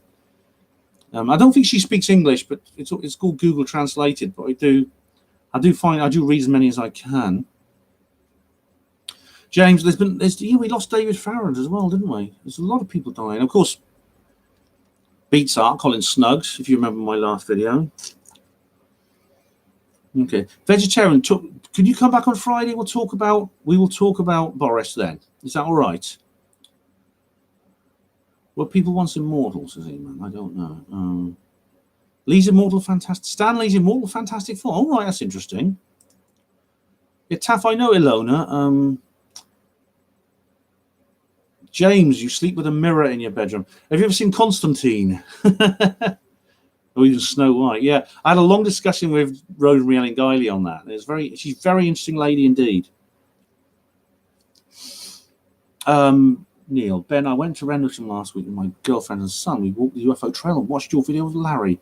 Played Holt's recording. Oh, as it echoed through the trees 38 years early. Surreal and amazing. Oh, Neil, that sounds...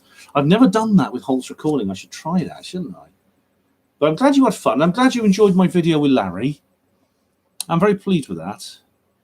Taff, they do, 2 bases. I'm sure the Deep State have more than 2 bases, I'll tell you. You have 7.3 million miles of real estate completely invisible from the Earth. James, the Deep State have censored Button Moon, not the spoil sports. I used to love that when I was a kid. It was almost as good as the Clangers. Don't tell me they're going to censor the Clangers next. JJ, Taff, are you in touch with Ilona? Anyone who believes we set on foot on the moon is just simple, says JJ. Well, we set foot on the moon, but just not the way we've been told. E-Man says the dark side of the moon is the tradesman's entrance. Oh, it's actually the dark side of the moon is actually more than just that. It's kind of a forward operating base for extraterrestrials and humans in the secret space program, in my view. Judy James, addressing Neil. Daft, government leaders in the area Code 51 have taken the technology of our ships and other ships, elements of porcelain silicas. Oh, right. What's Code 51 then? Nothing to do with Area 51? Nothing. The genies are as real as your house. No, you mean the jinn? They're not. They are real.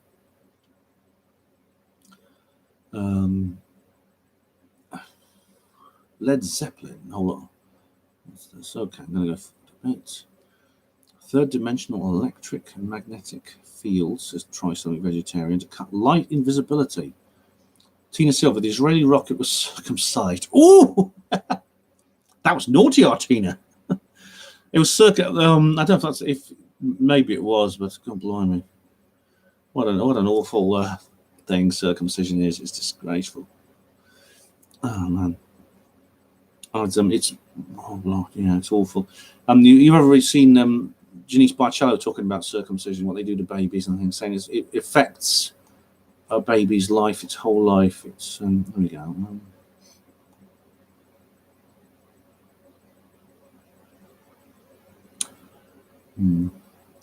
The fourth dimensional YZ core creates fourth dimensional field, coupled target objects, teleportation. All right, that's all Star Trek technology, vegetarian. But as I said, the only incredulous thing on Star Trek is the idea you can have a benevolent world government.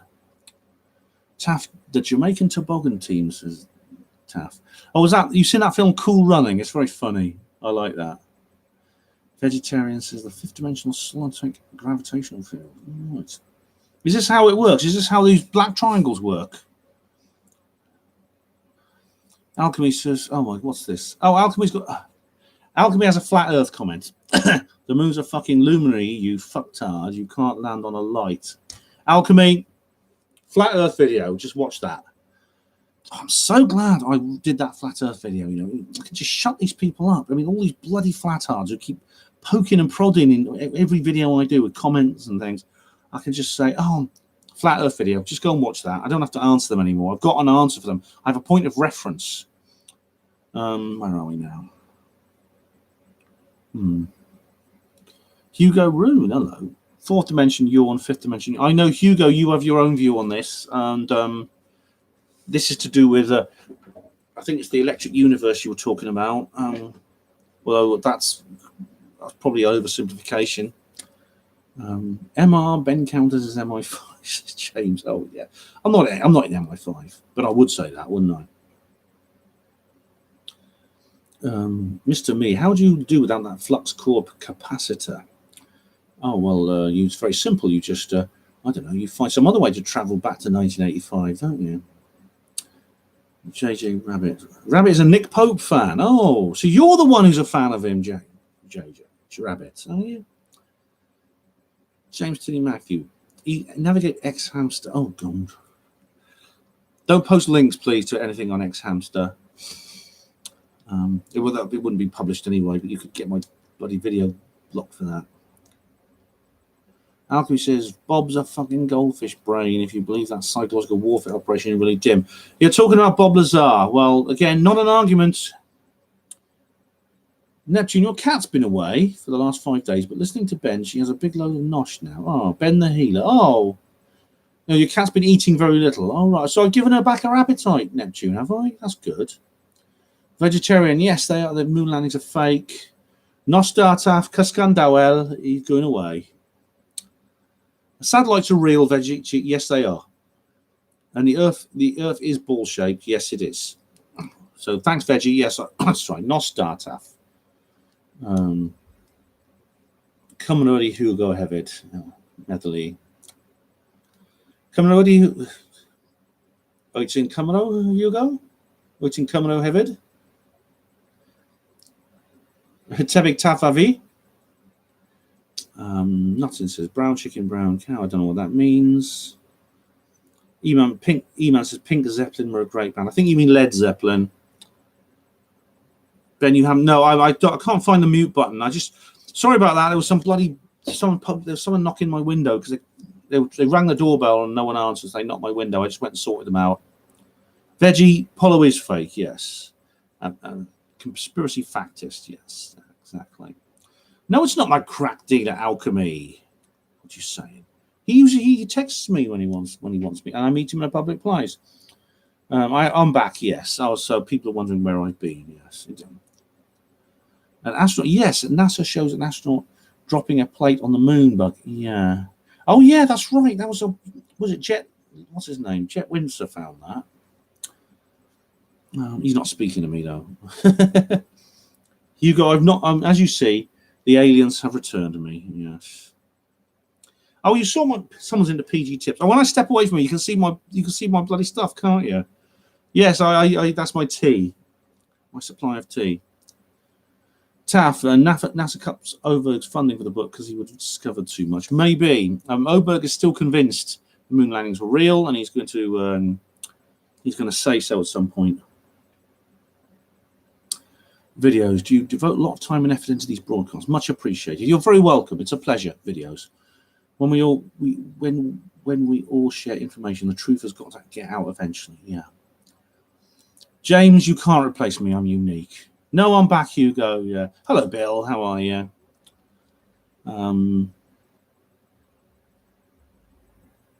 Where's this? Rabbit. Yeah, check it out. Yeah, check out my interview. Rabbit, I'll tell you, it was a very pleasant discussion I had with Marsh. I actually met Marsh at a Skeptics in a Pub event, or at the Conway Hall, I think, as well, in London a few years earlier. I did speak to him briefly. But we had a very, very civilized discussion on his show, and I very much enjoyed it. Yes, veggie sound on the moon is impossible because it is a vacuum. Veggie, I'm glad you're all right.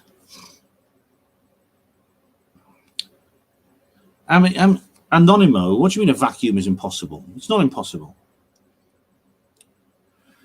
James, I've never watched the Men in Black movie. Well, actually, I watched half the first one. I thought it was shit, so I decided I'd never watch it again. Alchemy, can you teach me, says Ben, can you teach me how to be a potato head? Well, you mean you've got a door in the back, like the toy potato head, Mr. Potato Head? E-Man, Bart Sobrell did come across. I actually have met Bart, I've spoken to him. Well, I've not met him face to face, but I have developed a respect for him. I think some of his methods are counterproductive. And the thing with Aldrin just made him look like a dickhead. He shouldn't have done that. But, he actually, I think inadvertently revealed something very interesting. And that is Edgar Mitchell and his connections to the CIA, because he recorded Mitchell and his son talking about the CIA. And of course, he makes a joke out of it at the end of the video, because his son says, Dad, should we call the CIA and have him waxed?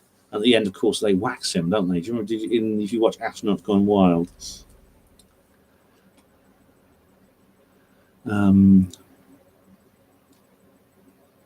Alchemy, you do sex magic, do you? Oh, well, Tina, you're going. Okay, see you Friday, Tina. Thanks for tuning in. Much appreciated. I'm gonna end soon, actually, because I want to get this show notice up before midnight. I've got work tomorrow. I don't want to break the 3-hour barrier tonight, like I said. Yes, we broke the 2-hour barrier. E-Man, Jews were there in Hitscos. They're responsible for all. They're not responsible for all conspiracies. Quite a lot of them are pretty central. E-Man, I don't agree, and please do check out my.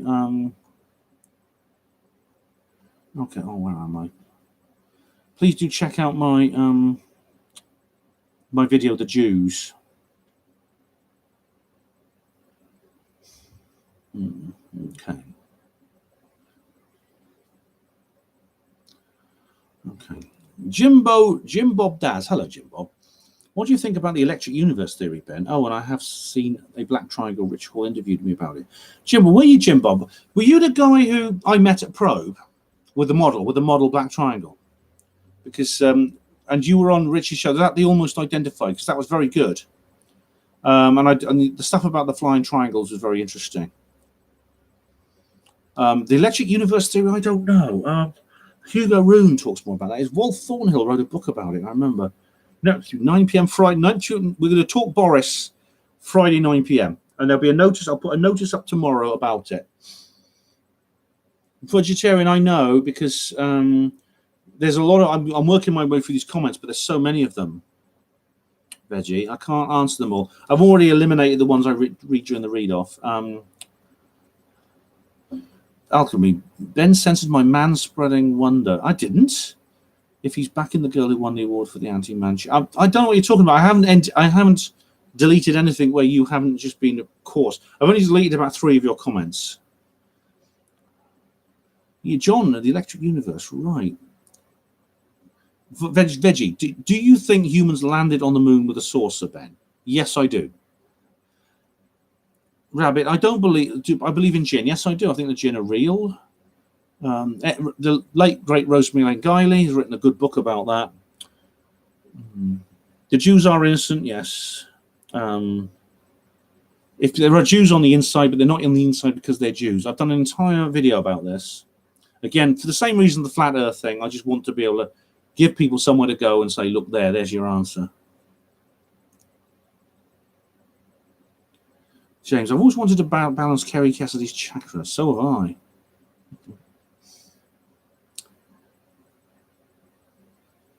Kerry Cassidy believes anything. No, she doesn't, Neptune. Have you seen her? You've seen her arguing with some people. She's quite combative at times. And most of the people she sort of like gets into arguments with, I sort of take her side because, like Stephen Greer, you know? Oh, James, you are uncouth.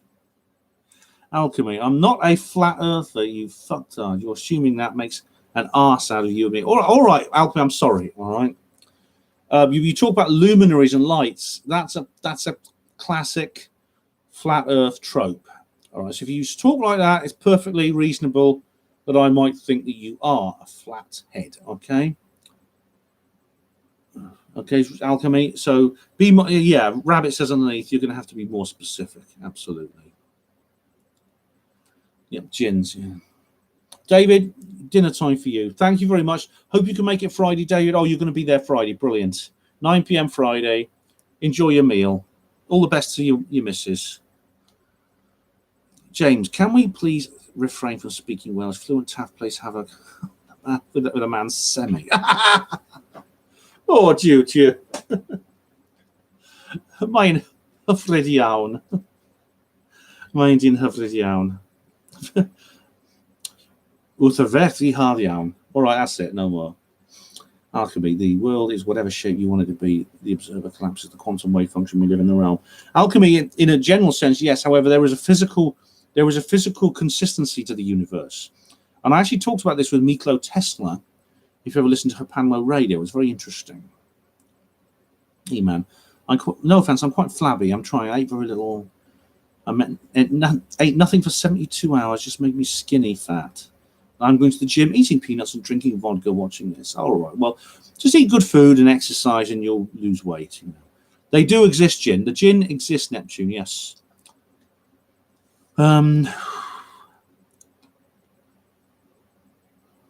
Veggie says, everybody should try something vegetarian or even vegan. Well, you know, I have tried vegetarian and vegan things, you know. Back up we go. Again. Right down. Bloody hell. Oh, this annoys me. I wish you wouldn't just keep flicking about like this on the comments. Luckily, Veggie used an unusual font, so it's easy to find. Duty James, the stream has only brought me joy. Thank you, Duty James. I'm glad to see it. James, am I the only one who's dreamed of eating quavers off Joanne's summer scales? I don't know, mate. All I can say is I have never dreamed of eating quavers off Joanne's summer scales at all, not once. Chickpeas many times, but never quavers. Duty, I've been known to watch the washing machine go round. I used to do that when I was a kid, actually. Alchemy, have you heard the news story? People growing spikes on the back of their necks. I haven't got one. I haven't. No, Alchemy. Why are they doing that? Are they implants or something? James, in my dream, I for Miles Johnston to watch. Neptune, Miles has diarrhea. Does he? Oh, poor Miles. I hope he's better soon. I actually, does he? I mean, I spoke to him this morning and he didn't. No, he didn't. No, he was all right this morning. Anyway, where was I? Yeah, you're not emailing me back. No. Johnny, do you listen to Sean Atwood's podcast? Yes, I do sometimes. I'm looking forward to his David Icke interview. Is he going to be on there? Oh, that's good. You're going then, Steve. Night. See you later. Rabbit says David Icke is an idiot. Again, not an argument. Not an argument.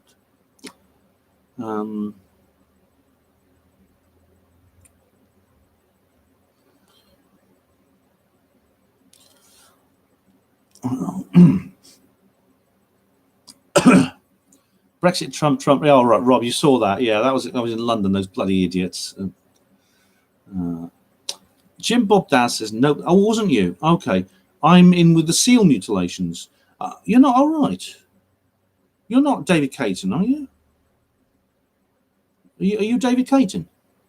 James Tilly Matthews. Here we go. Oh, he's already interviewed Ike, said Eman. Oh, James says, am I the only one who wants to dip Linda Moulton Howe in their cup of soup? James, I don't know. I mean, you ask these questions, you can't read other people's minds. Linda, you'd have to do a big cup of soup, wouldn't it? And how would you dip her? She's very big. She's fully grown. I mean, and what? I hope you'd burn her. She'd scold on the. Yeah. Alchemy. I've got a cup of sauce. I drink my coffee out of it. I want to, yeah. Johnny, okay. Now we now go up again. Judy, Linda Moulton Granny. Oh, she is a grandmother, isn't she? She's had grandchildren, yes. James, I'm flaccid. I'm sorry to hear that. Rabbit. Ben, not believing in a flat earth is nothing to brag about if you believe in magic gins. Well, again, Rabbit, no argument there. You said nothing about whether gin might be real or not, or why they might not be real. It's just all rhetoric, no argument. Duty James. I'm Matthew James. Pleased to meet you. Hi, Matthew. Neptune. Linda Moulton sports like water. Linda Moulton Howe likes water sports, kite surfing, canoeing. Does she? Well, I didn't know she'd like that sort of thing. Well, you know, I'll take her out on a surf. I'll take her out windsurfing one day. You know.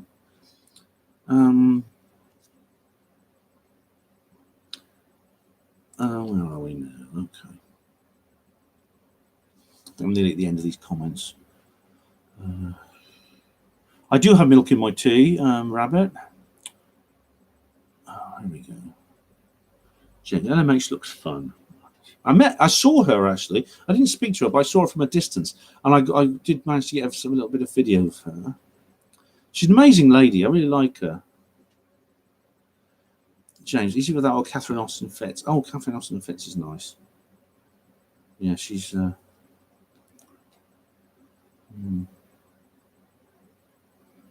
She's Catherine Austin Fitz. I'm sort of like weighing up Catherine Austin Fitz compared to Susan Lindauer at the moment.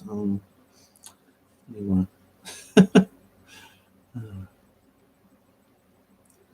I tried a veggie diet of carrots. I went down more rabbit holes than Bugs Bunny. Oh.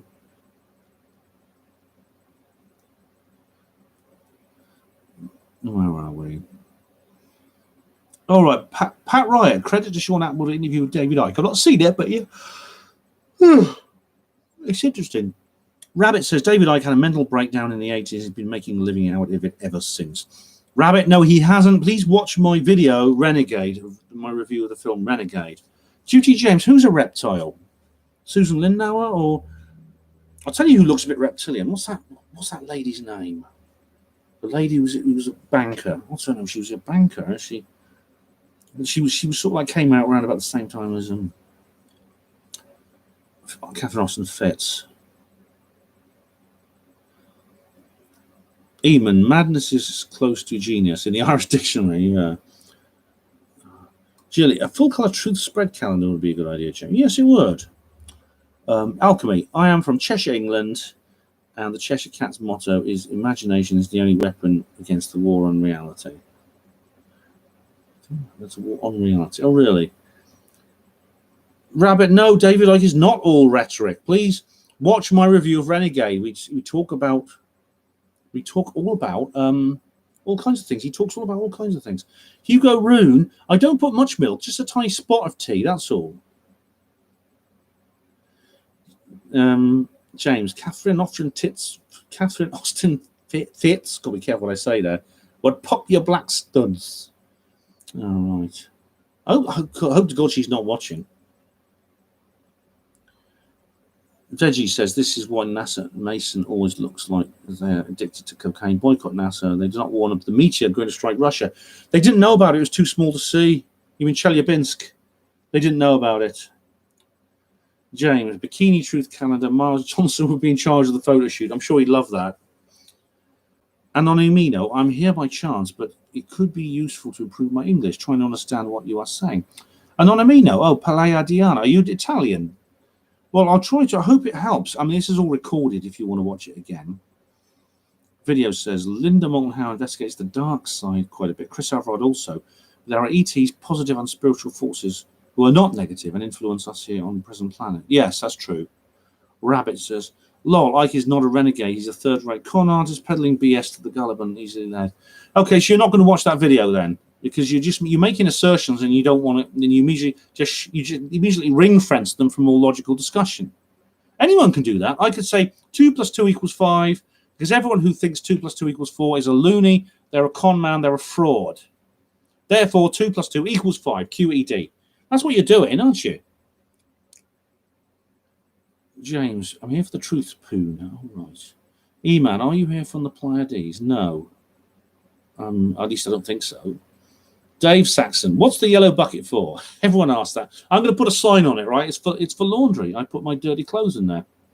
I put it in the bucket so they don't smell. Rabbit, and why does Dave and I get worked up about transsexuals? It's to do with cultural Marxism, Rabbit. It's because it's been used essentially as a tool for mind control. Oh, Pat Wright, thanks for tonight. You're welcome, Pat. Worth missing The Arrival on Film 4. Now I have to miss The Martian on Friday. Oh, well, get The Arrival. It's only $2.90 on Amazon Prime. The Arrival is excellent. You can buy it. You not just rent to buy. It's buying and renting is the same price. You can buy The Arrival for $2.99. And it's really good. And The Martian I've not seen, but again, you can watch that anytime. You don't want to miss my live stream now, do you? But thanks, Pat. Thanks for joining us. It's not a sick bucket, Dave. It's for my laundry. I told you. I should just move that bloody thing, shouldn't I? Thanks, Rabbit. That's great. Yeah, watch the. Do please watch the video. You'll find it interesting, I hope. Oh, from Italy. Oh, great. Bagsy the Nordics. Oh, right. As for the photo shoot, is it, James? I think I'd prefer them too. I think Simon Parks' Mantis Woman wouldn't be quite my scene. Something. Okay, I'm gonna.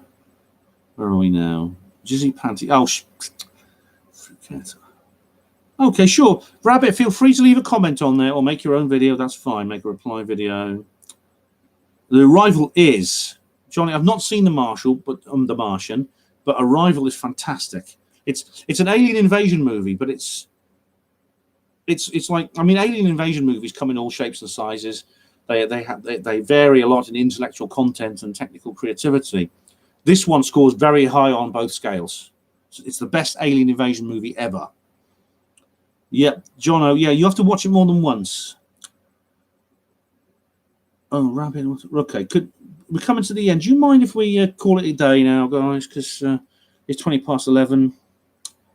So I'll just wish you a pleasant evening, Reggie, Rabbit, James, E-Man, Johnny, everyone else.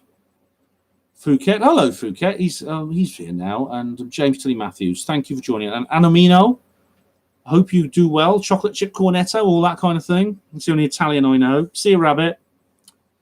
And everyone else I want to thank everyone who's contributed to this chat box, including Tina and Steve071, all the people who've had to leave. It wouldn't work without you doing the comments. If it weren't for you, I would simply be sitting here doing like a monologue, and then I'd have to end it. I'd have to end the video, which would be very boring indeed. So for everyone who's posted comments, thank you very much indeed. Claire, I'll see you on Friday. Bye, Denise. Thanks for posting. Thanks, Phuket. And I'll see you then. See you on Friday, Alchemy. Oh, great. I'm glad, Neptune. I'm glad. Good night, Jono. Good night. Thanks, everyone. You've been really good. And you take care. Bye-bye, Mr. Mayor. See you Friday. We're going to talk Boris on Friday. Keep an eye on the channel tomorrow, because I'll put a notice up for Friday's live stream tomorrow morning. So keep an eye out for tomorrow. Maybe tomorrow after work, probably. Okay. Bye-bye, everyone. All the best. And thank you very much, each and every one of you. All 50 of you who are watching now and who watched earlier.